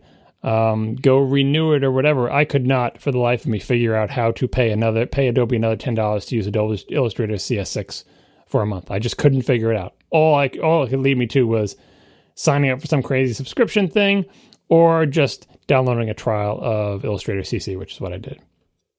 Even if you do exactly what Adobe wants you to do, even if you say, okay, I will sign up for the subscription, it is so incredibly difficult to navigate Adobe's site and their store and the whole Creative Cloud suite mess. Even if you do everything right, it's still miserable and confusing. Like, whoever designed all of that should really go back and rethink it because it's just a disaster. Not to mention, if you do want to do anything besides the ideal thing of signing up for everything, if you want like one of these smaller subscriptions where it's only one app or it's one of the little bundles, that's even worse. I mean, I can't even imagine what you were trying to do, which is one app, an old version of that app, no less, trying to get a 1 month subscription. Yeah, you didn't stand a chance. Well, see, here's the worst thing. The stupid Adobe CC menu bar icon that nags you about this stuff, like that's like it shows you the big thing, you sign in, it shows you all your apps and whatever. Inside that thing, it said Illustrator CS6, whatever, like need to renew or whatever. Like, it had a link on it that was saying, click this link to go and pay us more money. But if you click the link, it didn't take you any place to get CS6. It took you like through 3 redirects to some Illustrator page where you could try to get Illustrator CC. So it's like your little menu bar thing is trying to tell me that I can somehow give you more money to keep using Illustrator CS6. But when I click through the link that it provides to me, it takes me to your website and makes it seem like it's not there. And I search for a while. And anyway, that's a tangent. Adobe stuff is weird. That's one of the reasons I got CS6. It was like the last non-Creative Cloud version. Like, it's just plain old software that you can install. It still phones home to check its authentication or whatever. But anyway, happy with Photoshop, not really happy with Illustrator. And I'm drawing a little icon here. So I had my my outline image. Here's the other thing. I'm going to get into more of how terrible I am with the graphics apps. My outline image that I used for my t-shirt. If you bought a Hypercritical t-shirt back in the day, this is the little Mac logo that's on top of it. So all I did was take my t-shirt graphic, which was, a vector image, and I deleted the text, and I'm just left with the icon part of it. And I thought I was all set, but apparently those vectors are weird, and SVG, like when I saved it as SVG in Illustrator, and I looked at the source because it's just an XML file, I could see it was doing all sorts of strange things. And I was like, this SVG is much more complicated than it needs to be. I'm not quite sure what Illustrator is doing, but apparently this outline that I used for the t-shirt is much more complicated than it needs to be. And honestly, like, the entire image is made of, it's a pixel image. It's made of squares, basically, or if you want, rectangles. That's all the entire thing is. So I'm like, I just need to set up a grid. I can redraw this by hand. I can draw this icon on graph paper for you. Like, I know how many dots are in every dimension. There's a certain number of dots. I know exactly where they are. Give me a piece of graph paper and I can color it in for you. So I'm like, that should be easy to do. But Illustrator is really not made for that type of thing. I am absolutely sure that you could do it in Illustrator. I'm sure an Illustrator expert with its 7 keystrokes, have the grid set up the way, and then just go down. Oh, done. I'm not an Illustrator expert. The app was imperative for me. Last time I understood Illustrator was Illustrator 88. And anything after that, as in 1988. Yes. Everything after that was me. 6. Was me just poking around and not knowing how to use it. But anyway, I got the job done eventually on Illustrator. Got the SVG to something that was saying that worked. Put it up on the site. Rebooted into El Cap. Launched Safari.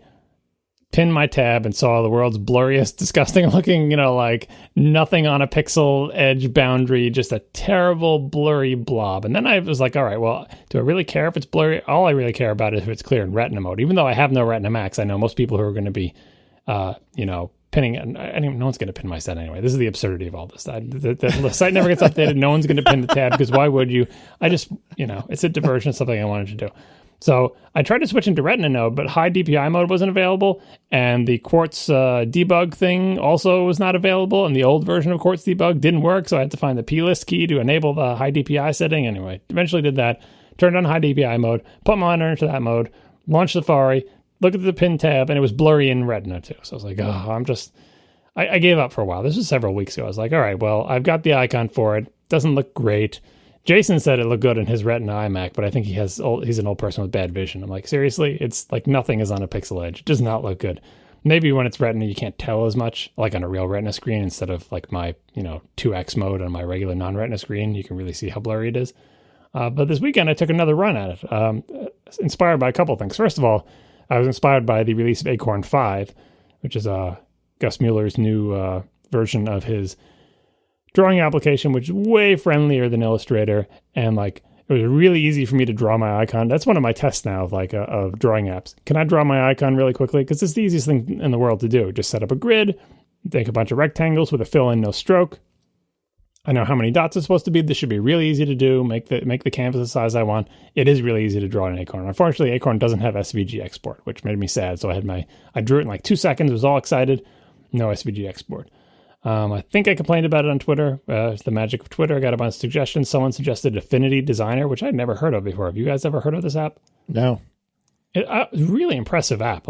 I've never heard of this developer, this company, but it's clear that they mostly understand the Mac. They're trying to be very Mac-like, but at the same time, they do a lot of custom UI. And you can say, how could that be the same? How can you be trying to be like all Yosemite and Mac-like, but also use custom UI for all your widgets, like pop-up menus and everything? It's kind of the same way. I mean, we've all used Photoshop and Illustrator, or at least Margot has. But you know how Adobe's got their own UI for their pop-up menus and their text fields and all this other stuff, and you can even change it to different sizes. And they're all terrible. Right. And it's kind of, they're trying to be cross-platform, so it looks the same everywhere, but there's the history of them doing their own widget toolkits, and you could change the color of the UI to be black or gray or light color. You know how they added that option? I think around CS6 they started adding that option where you could change the color of the UI and stuff. Affinity is like that, but their custom UI looks much better than Adobe's, first of all. It doesn't quite look like native UI, but it looks like, it's kind of like Final Cut with the Pro Kit. If you use Final Cut Pro, Apple has its own custom widget toolkit that it used to use for Final Cut Pro, which also didn't look like the system widgets, but looked kind of like them. This is like that.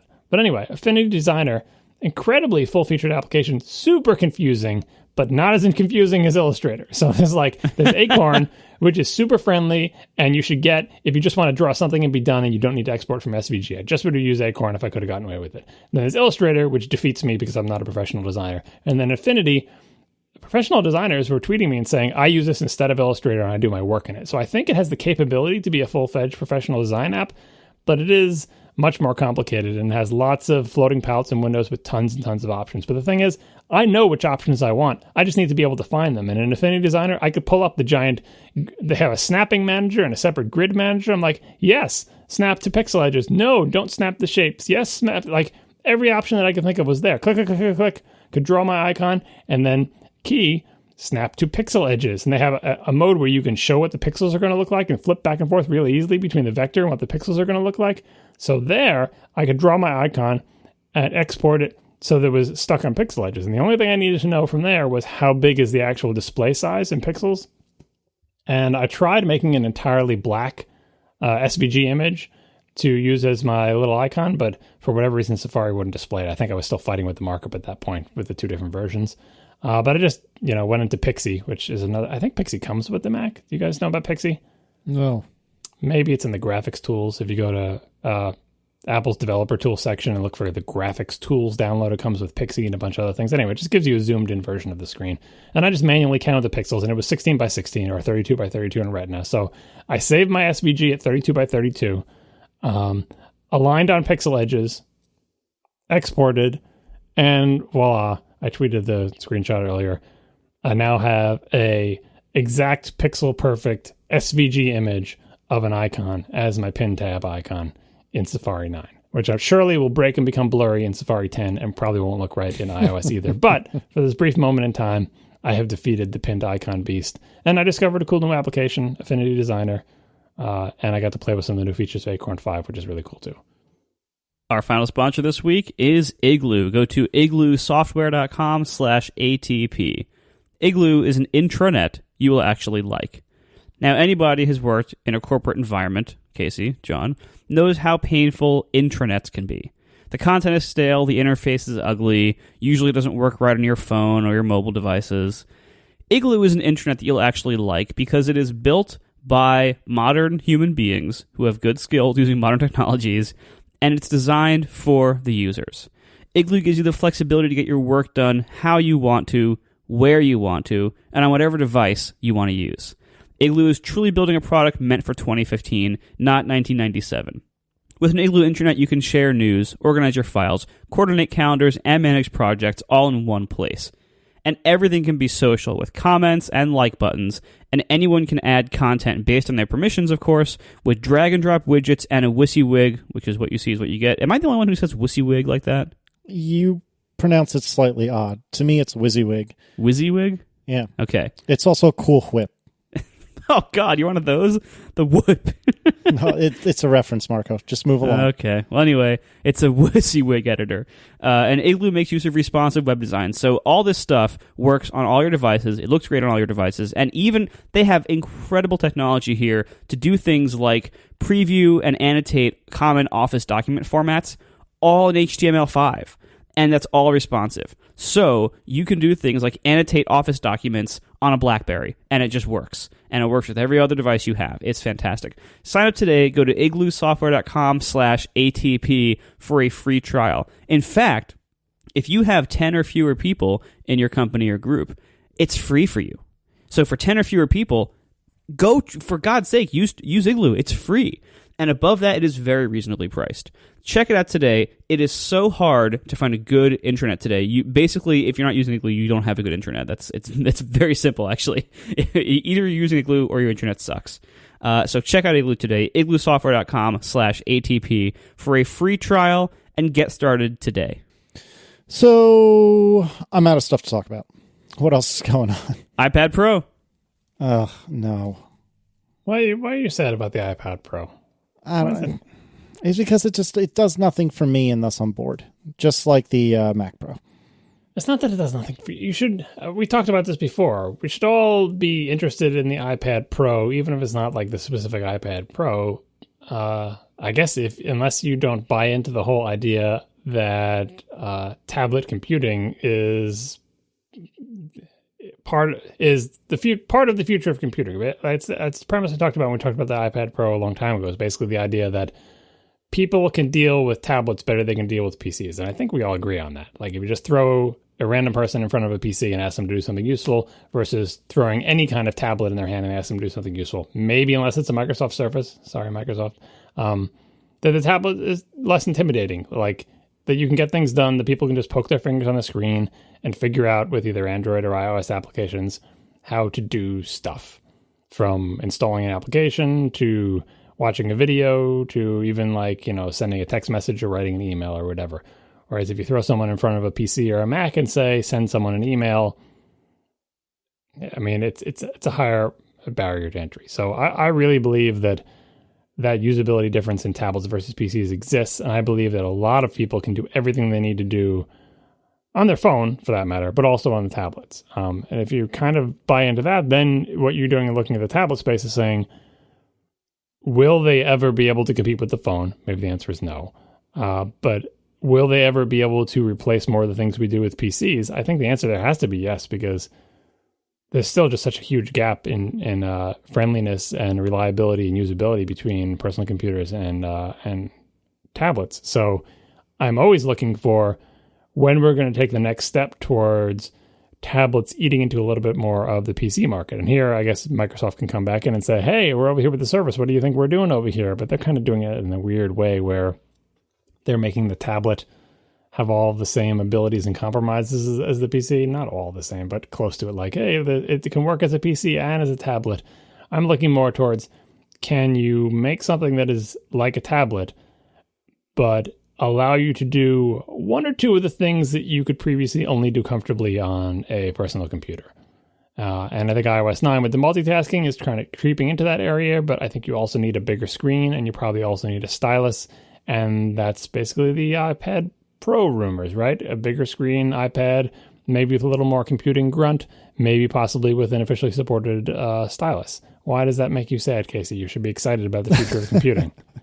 I guess it does make me excited as an exercise in trying to develop and discover the future, but as something that I would want or use, it doesn't strike me as something I would ever desire. I don't even think I would want a full-size iPad anymore, let alone one that's even larger than that. Although, if you could strap a keyboard to it, maybe this is the answer to my computing problems that we were talking about earlier. But I don't know.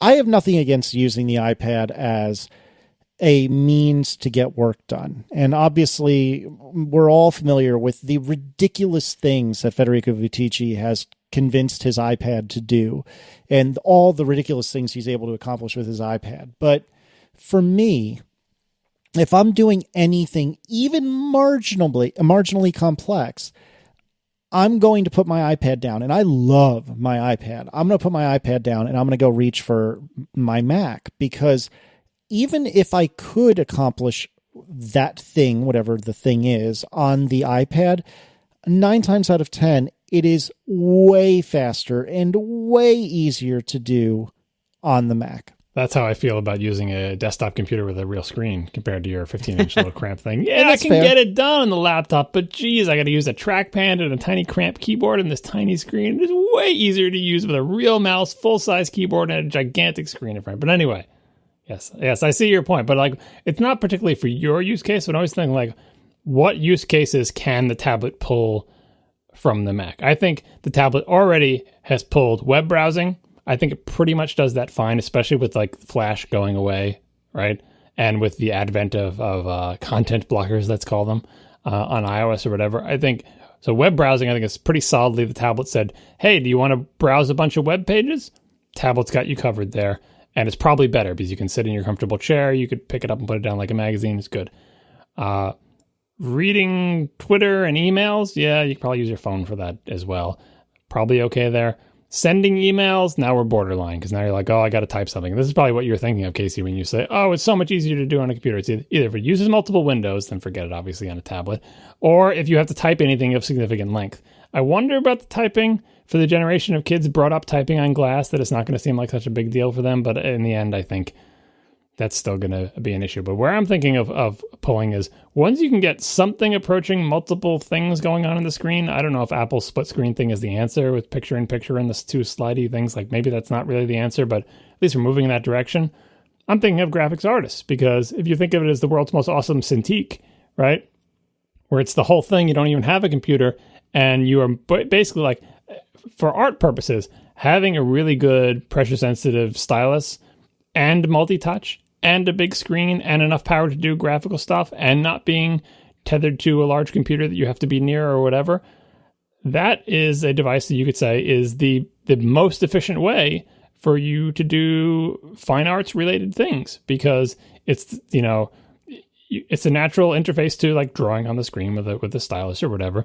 And you could be moving things around and making fine adjustments and using multi-touch gestures to zoom and rotate and do other stuff like that. And there's not much text entry. A lot of the stuff is using sliders and with the stylus. I don't know. I don't know if we're at the point where it can pull from that, but I know a lot of digital artists that spend most of their time messing around with their stylus, and maybe they also have one other hand on the keyboard doing all the keyboard shortcuts of Photoshop, so maybe we're not quite there yet. But the first thing I think for professionals that it's going to pull from are things like that, where there's not a lot of typing, maybe even audio editing, where you can imagine multi-touch and a stylus being a huge advantage over a mouse and a keyboard, offsetting the detrimental effects of having less power, obviously, because it's not going to be a big honking CPU in your little tablet.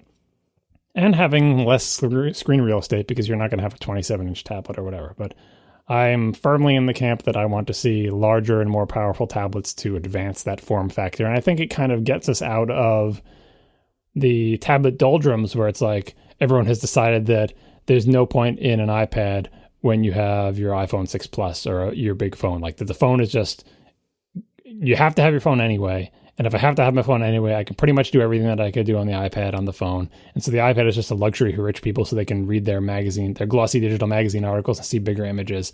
And that's the only purpose it serves. And so everyone else has a phone. A few rich people have a big thing. Like the only way you're going to differentiate and say, what is the point of the tablet is show me something I can do on the tablet that I can't do on my phone. And you absolutely cannot do big graphical work on your phone. You just can't. The screen is too small. You don't have a stylus. That's a way it could differentiate. The other way it could differentiate is like the Surface, where it's like, hey, it's actually your laptop too, and you slap a keyboard on, and it clamshells, and it's weird and awkward because the heavy part is up. And anyway, I think Apple's approaching that from the other direction with the MacBook One of saying we're just going to keep making the computer slimmer and slimmer. But in the meantime, I really want an iPad Pro. Apple should make one. Vitija should buy one. And graphic artists should tell us whether Apple's as yet unreleased, hypothetical, really awesome stylus is actually all it's cracked up to be. Wait, so you want it for yourself, or you just want it to exist in the world? I want someone? it to exist. I might buy one because I like the big iPads. It depends on how big it is because I too big would be kind of ridiculous for me. But yeah, I was attracted to the Kindle DX to give you the kind of mindset Really? I'm in. Right. Yeah. Cause I like to read magazines. I still get paper magazines. I still get Edge magazine and Car and Driver magazine. And I mean, Car and Drivers and Edge at this point are probably not much bigger than my iPad, but Edge used to be really big. I like something that big when I'm reading sort of magazine-y style articles, or even just looking at photos and stuff. Especially if it's thin and light. That's what I like. And I think I would try it with the stylus. Like, I don't know, maybe I would noodle around with something there. Just seems like an obvious evolution of the product. Yeah, I mean, I think what's going to be interesting is I think Apple is at its best when it is a little threatened and a little hungry, and maybe a little bit desperate. That usually is when Apple does its best work. And with a lot of iOS stuff, it's on top of the world with the iPhone, and the iPhone is fine. It's it's doing very well, and they've all been pretty good, but it seems like a lot of the decisions Apple makes with the iPhone are out of complacency and or hubris recently. And the Mac, I can say the same thing about. But the iPad is kind of under attack. The iPad is being threatened, and not by competition, but by apathy. Everyone's saying, "Oh, well, we don't know how long the upgrade cycle is," but the fact is, there was somebody else who made this. I think it was Lucas Mathis. I have to look this up. But the idea is like if you're relying on upgrade cycle already for a product that only came out 5 years ago, that is a really bad sign for your growth. that is suggesting that everybody who could use or want an iPad already has one, and that's really not a good place to be. So what's going to be interesting here is that Apple is now getting desperate with the iPad. They're going to start trying crazy things, and that's why I think we saw the Mini a couple of years ago when that first came out, and that's why I think we're seeing now that they're going to be making this big iPad Pro, possibly with a stylus, possibly with God knows what else. That's one of the reasons why the new cool keyboard cursor movement stuff in iOS 9, even though we saw in Beta 1 it was enabled on the phone, and then in later betas, it was disabled on the phone because they're going to probably keep it for iPad only because they're desperate. They need to push people to buy bigger iPads. One of the reasons why they're not going to allow split screen on any of the old ones, except the Air 2, is to drive new sales of iPads. This is all going to be, part of these, a lot of those things like the split screen restriction. That's also partly because of RAM, of course, but. We're going to start seeing these moves of Apple trying to revive iPad sales by doing kind of desperate things, and that isn't necessarily bad. My theory is that that's actually good because we're going to see them do things they wouldn't have otherwise done. Things like a big iPad, things like a stylus, maybe. Like we're going to see these things that like had the iPad continued on its initial trajectory of getting really big and becoming as big as the iPhone someday, maybe. Had it continued on that path, I don't think they would have been doing this kind of experimentation. I think they would have just kept doing what they were doing, and so we're going to see interesting things. That said, though, they're really going to be bumping up against limitations of not only the form factor, but of iOS. And those are both huge considerations for, if you're looking at the iPad as, quote, getting work done, big thing is input methods, right? This has always been the issue.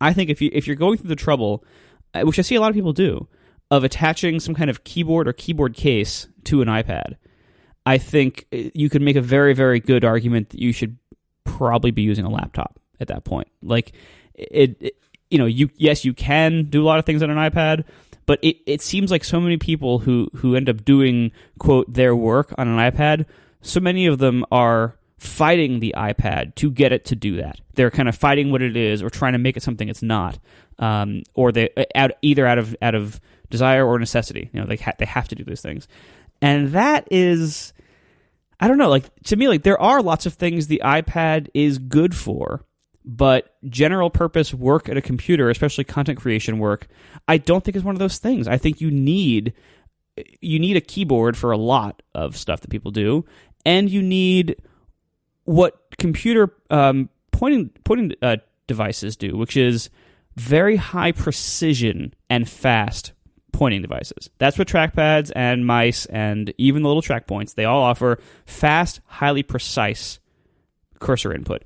And touch is not that. You don't think a stylus is precise? A stylus is, and we'll see how that actually works in practice. Because, we've seen tablet PCs, we've seen the Surface, we've seen devices that use a stylus to control a desktop interface. And at that point, it is like a Cintiq. It is just basically, moving a mouse cursor with a pen on screen. That's fine.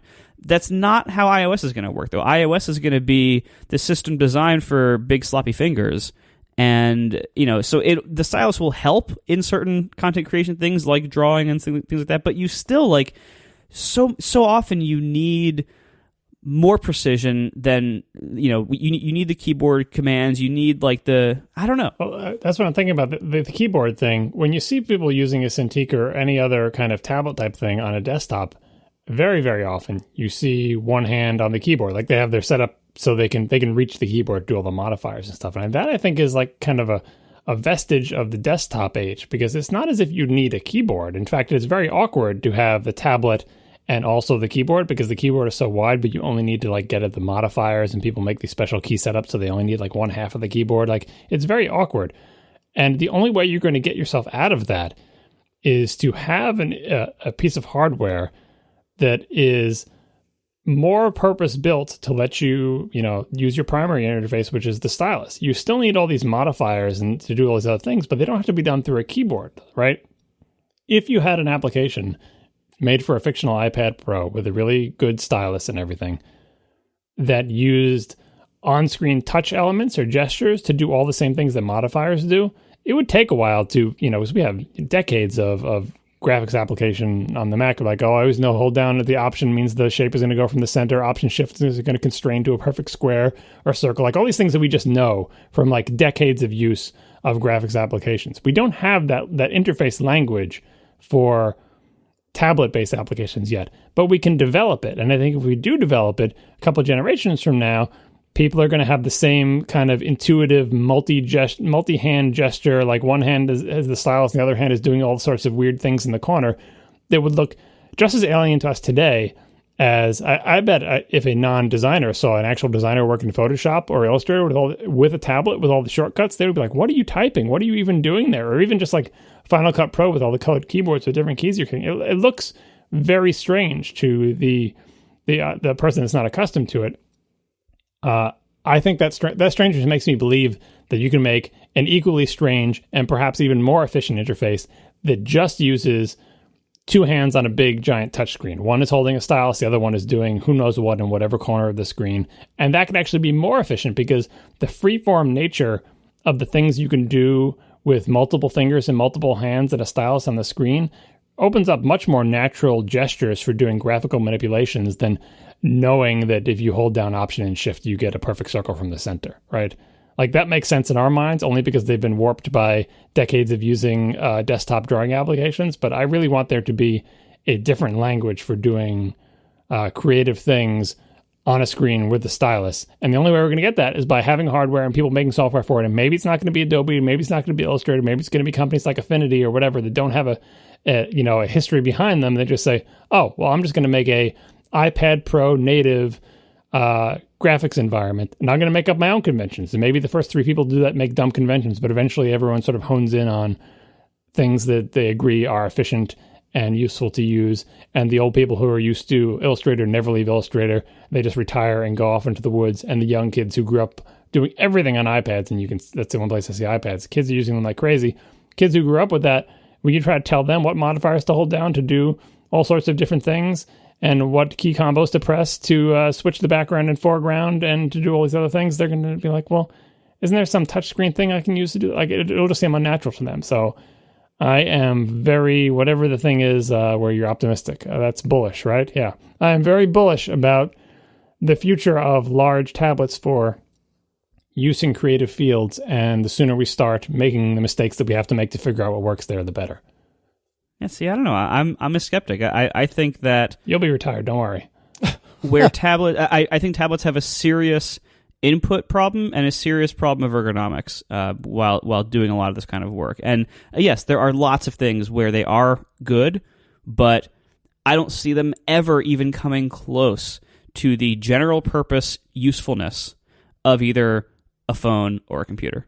I think they give up too much on both ends. They're not portable enough to replace where we like our phones so much, because they're not always on our person. Like, our phones are always like with us. They're always within reach. They're usually in our pockets or our bags. They're always with us. Your tablet is not, because it can't fit in your pocket or many bags. Your tablet is not always with you for most people. Your computer is that same portability class. Your computer is also not always with you, but if you're going to sit down and do a bunch of work, most people can get way more work done on a computer than they can on a tablet. Not everybody, I know, but I think most people. And what you're saying, John, it makes sense that you're saying, like, a lot of this is generational. You're right.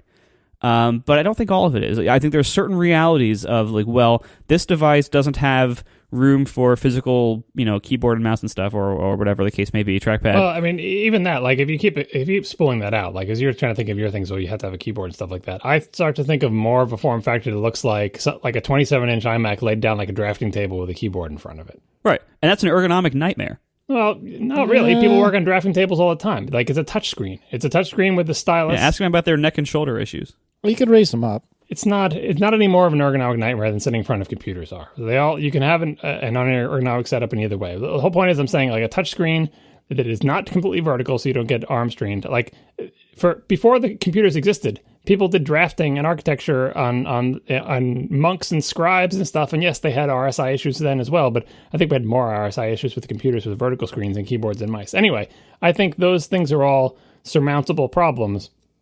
But what you have there is you don't have any compromises. You have a really big screen. You have a precision input device. You can have a mouse if you wanted. You can have a stylus. You can have a keyboard. But the primary interface is this big, giant canvas that you have in front of it that you can use all 5 of your fingers on and both of your hands. And when you need to type, you can type on a keyboard. When you need to do voice recognition, you can talk. When you need to do video conferencing, the camera can see you. When you need to use a mouse for something, you can, although I'm not sure if you would. When you need to use a stylus. Like, that's the end game, where it's like, this is the new, like, it's the replacement for the PC. Somehow we bridge the gap between here and there. I don't think there's anything you can't do on that setup that you can do on a PC today, because it would be plugged in. You don't have power constraints. You could have, like, it basically is a new PC. All it is a different PC, right? But you got there by coming from the tablet realm. You started out as something that looks like a big phone, and you just kept creeping slowly and slowly towards the things that a PC can do, and you started pulling over more and more until eventually nobody wanted to use a clunky old PC and everyone wanted to use those things. We're far from that now, but I think that's the direction it has to go for the reasons you said, because the phone is always going to be the phone, and the phones are already pretty big. So it's like, don't even bother going in that direction. What are you even going to do there? That was like the original iPad. It was as simple as an iPhone and as limited as an iPhone, but not an iPhone. So, like, that's a dead end. Don't go in that direction. You have to go in the other direction. So turn your attention to PCs, see all the things that they can do better, and see if you can knock them down one by one. And we really need to start that process. Split screen is the most timid possible move in that direction. But I think it's a good idea to be timid, because if you just go full Microsoft Surface, like, hey, here's a start menu, boom, like, just all you're doing then is just abdicating. You're saying, see, I can be like you. Now I'm a PC and I'm a tablet, and now you're kind of neither one. You have to figure out how to you have to become the preferred platform that people want to do this thing on without bringing over the PC baggage. And that's really, really hard to do. And it's going to take a long time. But let's start the process now. And in the meantime, it's kind of lucky that companies like Apple are doing it, because Apple can afford to noodle. I mean, hell, they can afford to noodle around the stupid Apple TV for years and years. They can afford to noodle around with the iPad. It has a lot of economies of scale in terms of the CPUs, GPUs, the operating system. Like, it's not, that's the whole reason, they've been getting away with coasting so long. It's like, well, we'll make an iPad version of everything too. It's basically like an iPhone, a little bit different. As they start to differentiate, you have to invest in it more. They can afford to do that. On the other end of the spectrum, and all these stories about the iPad has been like little tablets for kids to watch YouTube on. $99 Android tablets that are basically just like portable TV screens you hold in your hands that have Wi-Fi. That's fine too. That market will continue to exist. Apple's probably not interested in it, but that, I think it's worth mentioning. You can't go towards phones. Apple should go towards PCs. And then there's going to be a market that I don't think Apple is interested in for basically a really flat Wi-Fi connected TV screen with a web browser. That will also continue to exist and become so cheap that, our grandchildren will they'll come in cereal boxes, and a 7-inch OLED roll-up tablet thing that you can use to watch future YouTube and play Plants vs. Zombies 9000. Apple better be well out of that area, and it better have figured out a way to turn the tablet into the next Mac by then, because if it hasn't, it will surely be completely out of the tablet market, because Apple does not want to sell you $79 7-inch tablet to play Angry Birds on. So, before we finish this topic, I also want to mention the software. I find the article I was thinking of earlier it was indeed by Lucas Mathis. I put the link in the show notes at ignorethecode.net, and I think Gruber linked to it last week, so most of you probably saw it. But the idea, the title is iPad, a consumption device after all, and he goes through a lot of these challenges, and including the upgrade thing. But he also has this great section about iOS. So iOS is itself a major limiting factor in the ability to, quote, get work done on an iPad or an iPhone. But I think it's more of a glaring issue on an iPad as you're looking at different ways that you want to expand this market, as you want people to, quote, get more work done on it. How does this work within iOS? And iOS is, while it's doing things like the window management, as you said, that is kind of a baby step. There's still so many issues, much around things like file and document management and data sharing between apps and everything. These things are still really either still too walled off and too limited, or there is a procedure now, or the extension system. There is now a solution to some of these things, but it is itself limited or cumbersome or unintuitive, or has other problems that makes it just harder to get a lot of kinds of work done on iOS than it would be on a computer. I haven't read this article, but rather than listing iOS, don't you think the App Store specifically is a barrier to these things just as much as the OS? Well, that's a third thing. So, not only do you have issues with what is even possible to do on the OS, what limitations exist, what is really clunky. I was thinking earlier, one of my ideal pet projects would be to replace Logic. The audio editing app that is designed for making music, and that many podcasters, myself included, use to edit podcasts, even though it is so painfully not made for that task, and it never lets you forget that. And it is not. It is probably not even the best tool for even that job. But the fact is, a lot of us use Logic. I would love to replace it. And I was thinking, I think I could do it on an iPad. I think I could make something that would do what I need Logic to do of editing podcasts. I could make that on an iPad. The hardware is definitely fast enough to do it now. I know Core Audio very well. I know UIKit very well. I could definitely make it on an iPad. But then I start thinking, okay, well, how do you get the files onto the iPad? How do you get the source files of what you recorded to the iPad to edit? What document format do you save? Where do you save that document? When you're done with that document, you want to export it out. Where do you put this? Where do you put these files?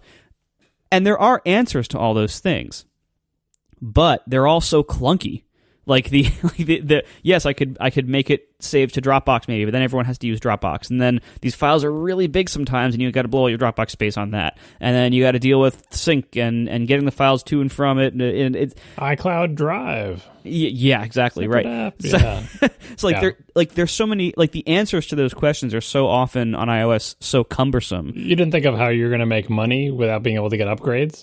And that's step 2. So step 2 is, suppose I actually could make a good app like that. Like, this is a great use of an iPad physically, because this is the kind of task where I do tons of scrolling, pinch to zoom to change the scroll scale, and tons of side-to-side scrolling. I could so easily make a great touch interface that would basically be a giant scroll view. And you would use your finger to tap on regions that you wanted to move around, and you could move them around. The interface to it would almost write itself. It would be so much. It would be not only so straightforward for the kind of use I have in mind, but it would be better than on the Mac. It would be easier to do it on touch than it would be on the Mac. However, so suppose I actually get a useful app, but that also has all these, hindrances brought on by the OS and the data and file and document model of the OS. Then I have to go sell it in the App Store. Now, it is hard enough to make money on the iPhone.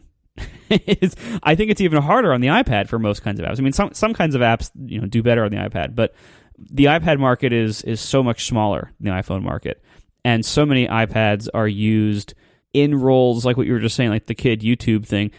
I think a lot of iPads are used in roles where people aren't buying a lot of new apps, if I had to take a guess. Well, you'd have to price it like a pro app. Like, that's what I was getting at. Like, how many people edit podcasts? Very few. So that's the reason Logic is like $200. It's a pro app. You price it like a pro app, but then you're dead in the water after you sell the first version, because you're like, oh, now I have, like, pro apps are sustained by having an initial high price and then having upgrades. And if you can't have upgrades and you have to buy a new, like, then you're going to release version 2 of your application as an entirely new app that's also for $200.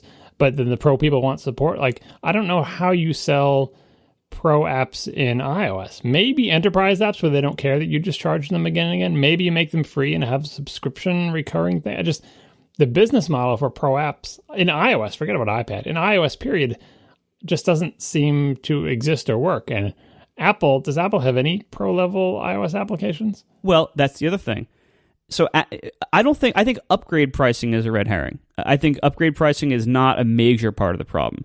Pricing is a major part of the problem in general, but upgrade pricing, I think, is a really small part, if any, because Apple has already shown that what they're doing with their modern pro apps is they cut the prices from where they used to be. Logic used to be many hundreds of dollars. Now it's $200. Final Cut used to be over $1,000. Now it's, I think, also $200 or $300, something like that.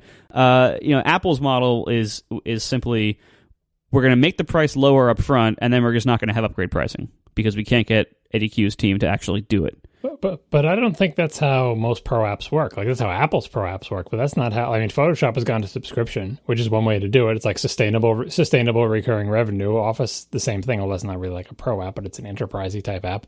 I would say these days it is a pro app, but that's a separate discussion. Well, things like Pro Tools are, Logic is the example because it's an Apple's camp, but or Avid, stuff like that. They cost a lot of money, and a lot of them have upgrade pricing, and a lot of them have kind of like support expectations where you're going to do bug fixes up until this, and then you have to pay more to get the next major version. Like, maybe you can just come up with different business models related to it, but it just seems difficult to me when your only option is you either get everything that I give you for free or you buy a whole new version. And maybe upgrade pricing is the old model. Maybe Apple's right that the new model should be just lower your price and then make them pay that every year. But then you're just creeping up on subscriptions in a weird way. I don't know. The point is that is an unknown. That is going to stop people from the unknown. The uncertainty about it is going to stop people from even trying to do that. Whereas at least on the Mac, there is an established history, which may be kind of archaic, but at least they know, well, this model kind of works and I can kind of roll with it as it evolves. But on iOS, I don't think there is any obvious example other than Apple's. And in Apple's case, you don't even know if they make money doing that. Does Logic make money on its own at $200? Did Aperture make money on any of its price points? You really have no idea whether that is even profitable. So if you're an independent software maker considering making a pro app for iOS, I don't know what examples you have to go off of to say, if we do this in this kind of model, we'll probably make money if it costs us this much to make it, and year after year we'll be able to sustain our business on it. Yeah, it's a serious problem. Like I don't think I would tackle this problem. No, like seeing the way the App Store is now, especially on the iPad, where it seems like iPad economics are even less healthy than iPhone economics, just because of the market size difference. Like I really don't know what Apple could do to get really serious pro apps on the iPad more than just the big companies like Adobe and Microsoft that can do these little offshoot versions, or like even good versions, and just roll it into a subscription. Like, but how you get something that's more narrowly targeted, like you have Pixelmator on there. It's like $5 because they can't sell it at more than that. Like, and we'll see how that goes. You remember there was Adobe Photoshop for iOS? Remember that? Briefly, right? Right, but like it was an application that you could download from Adobe, whose name I believe was actually Photoshop. Like that's about where the similarity between the actual Photoshop and that ended. I think it's kind of a chicken egg where no one wants to go first. There's uncertainty or whatever. Serendipity could help here. Apple could introduce pro hardware with the stylus. Then some small naive developer could develop an application that really catches on in the same way that like VisiCalc did, the classic killer app or tractor app, right?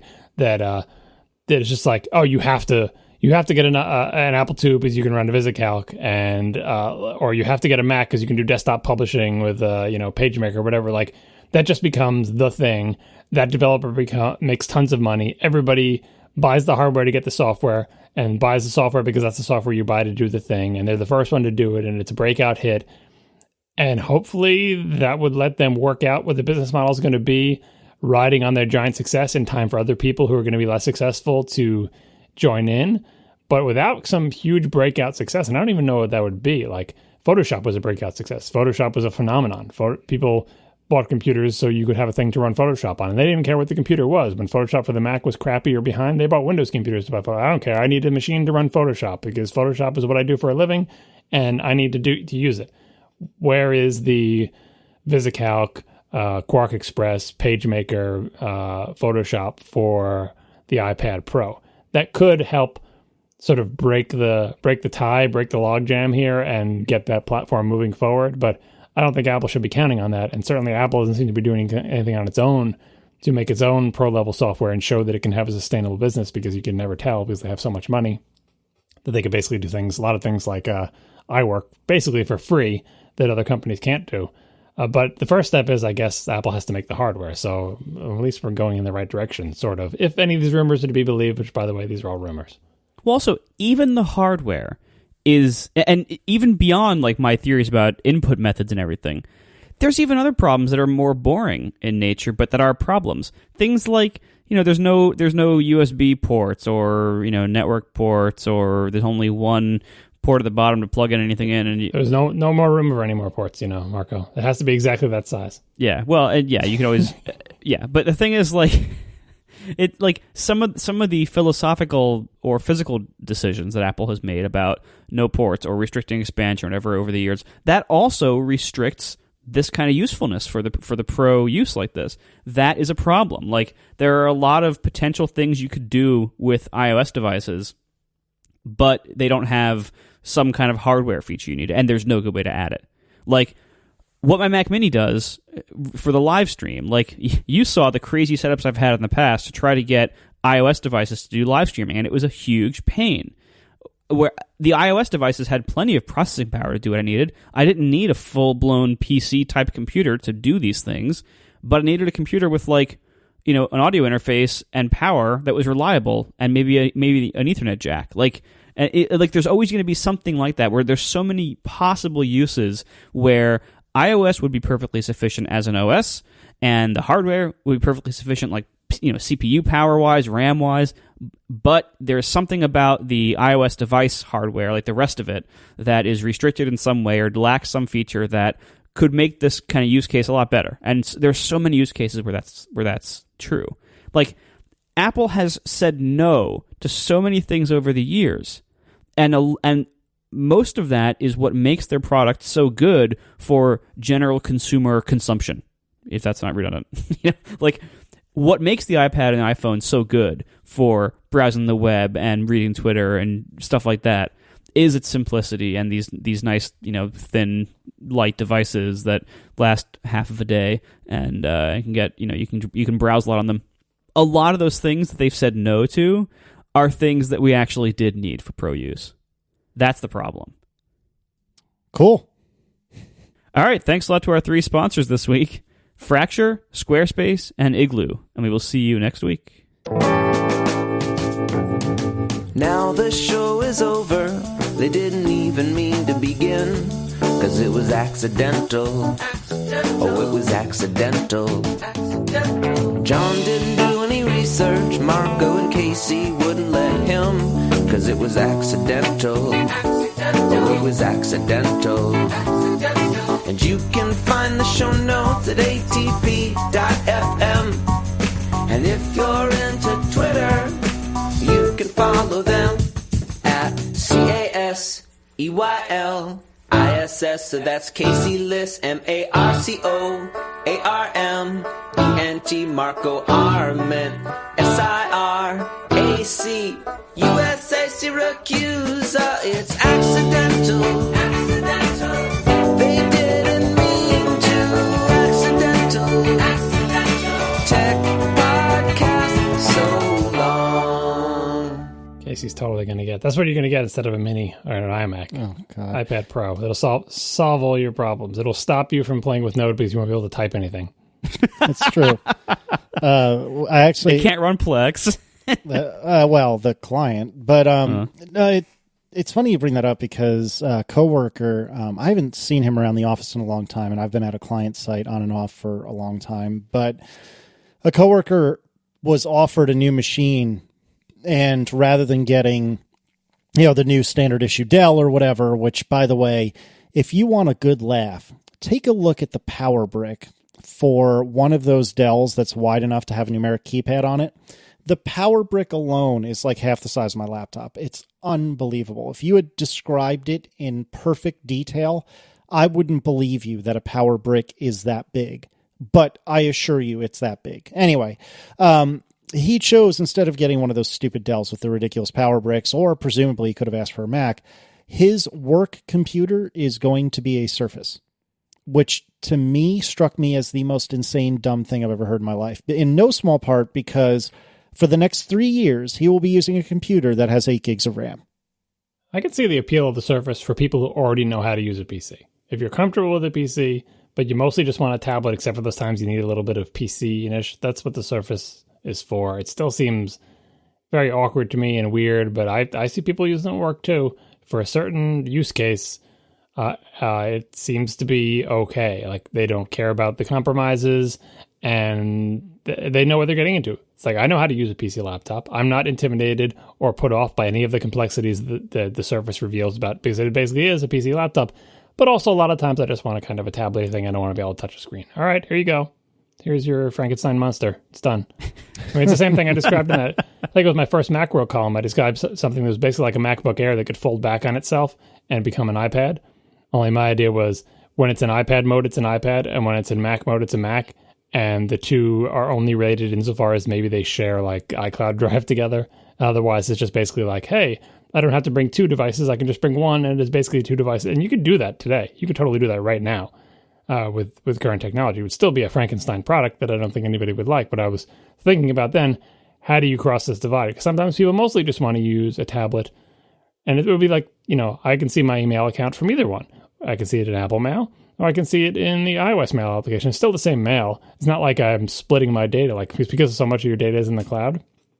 But then then you have to deal with the PC when it's in PC mode and all the things that entails. And you're not really making any progress. All you're doing is let yourself carry one cleverly hinged device instead of one conventionally hinged device and one unhinged device. Wow. And that's what the Surface is. One slightly cleverly hinged device that's really awkward and difficult to use as a laptop. Yeah, basically. I don't know. All my developer friends who have used Windows 10 swear that it's the best thing ever. I haven't barely touched it, but whatever. If you like Windows PCs, you can get a Windows PC and this other tablet thing all in one. Neat. Yeah, I still think the iPad Pro is just the MacBook One. I tend to agree with you.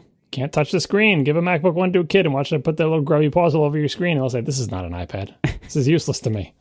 What is this blank square here with no writing it on the bottom anyway? I don't understand what that is at all. And the screen doesn't work.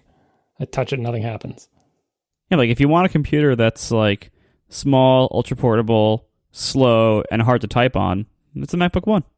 Can't touch the screen. Screens you can't touch are broken. What did I do recently? I'm pretty sure that I either pinched to zoom or swiped something in Car and Driver when I was reading it. Nice.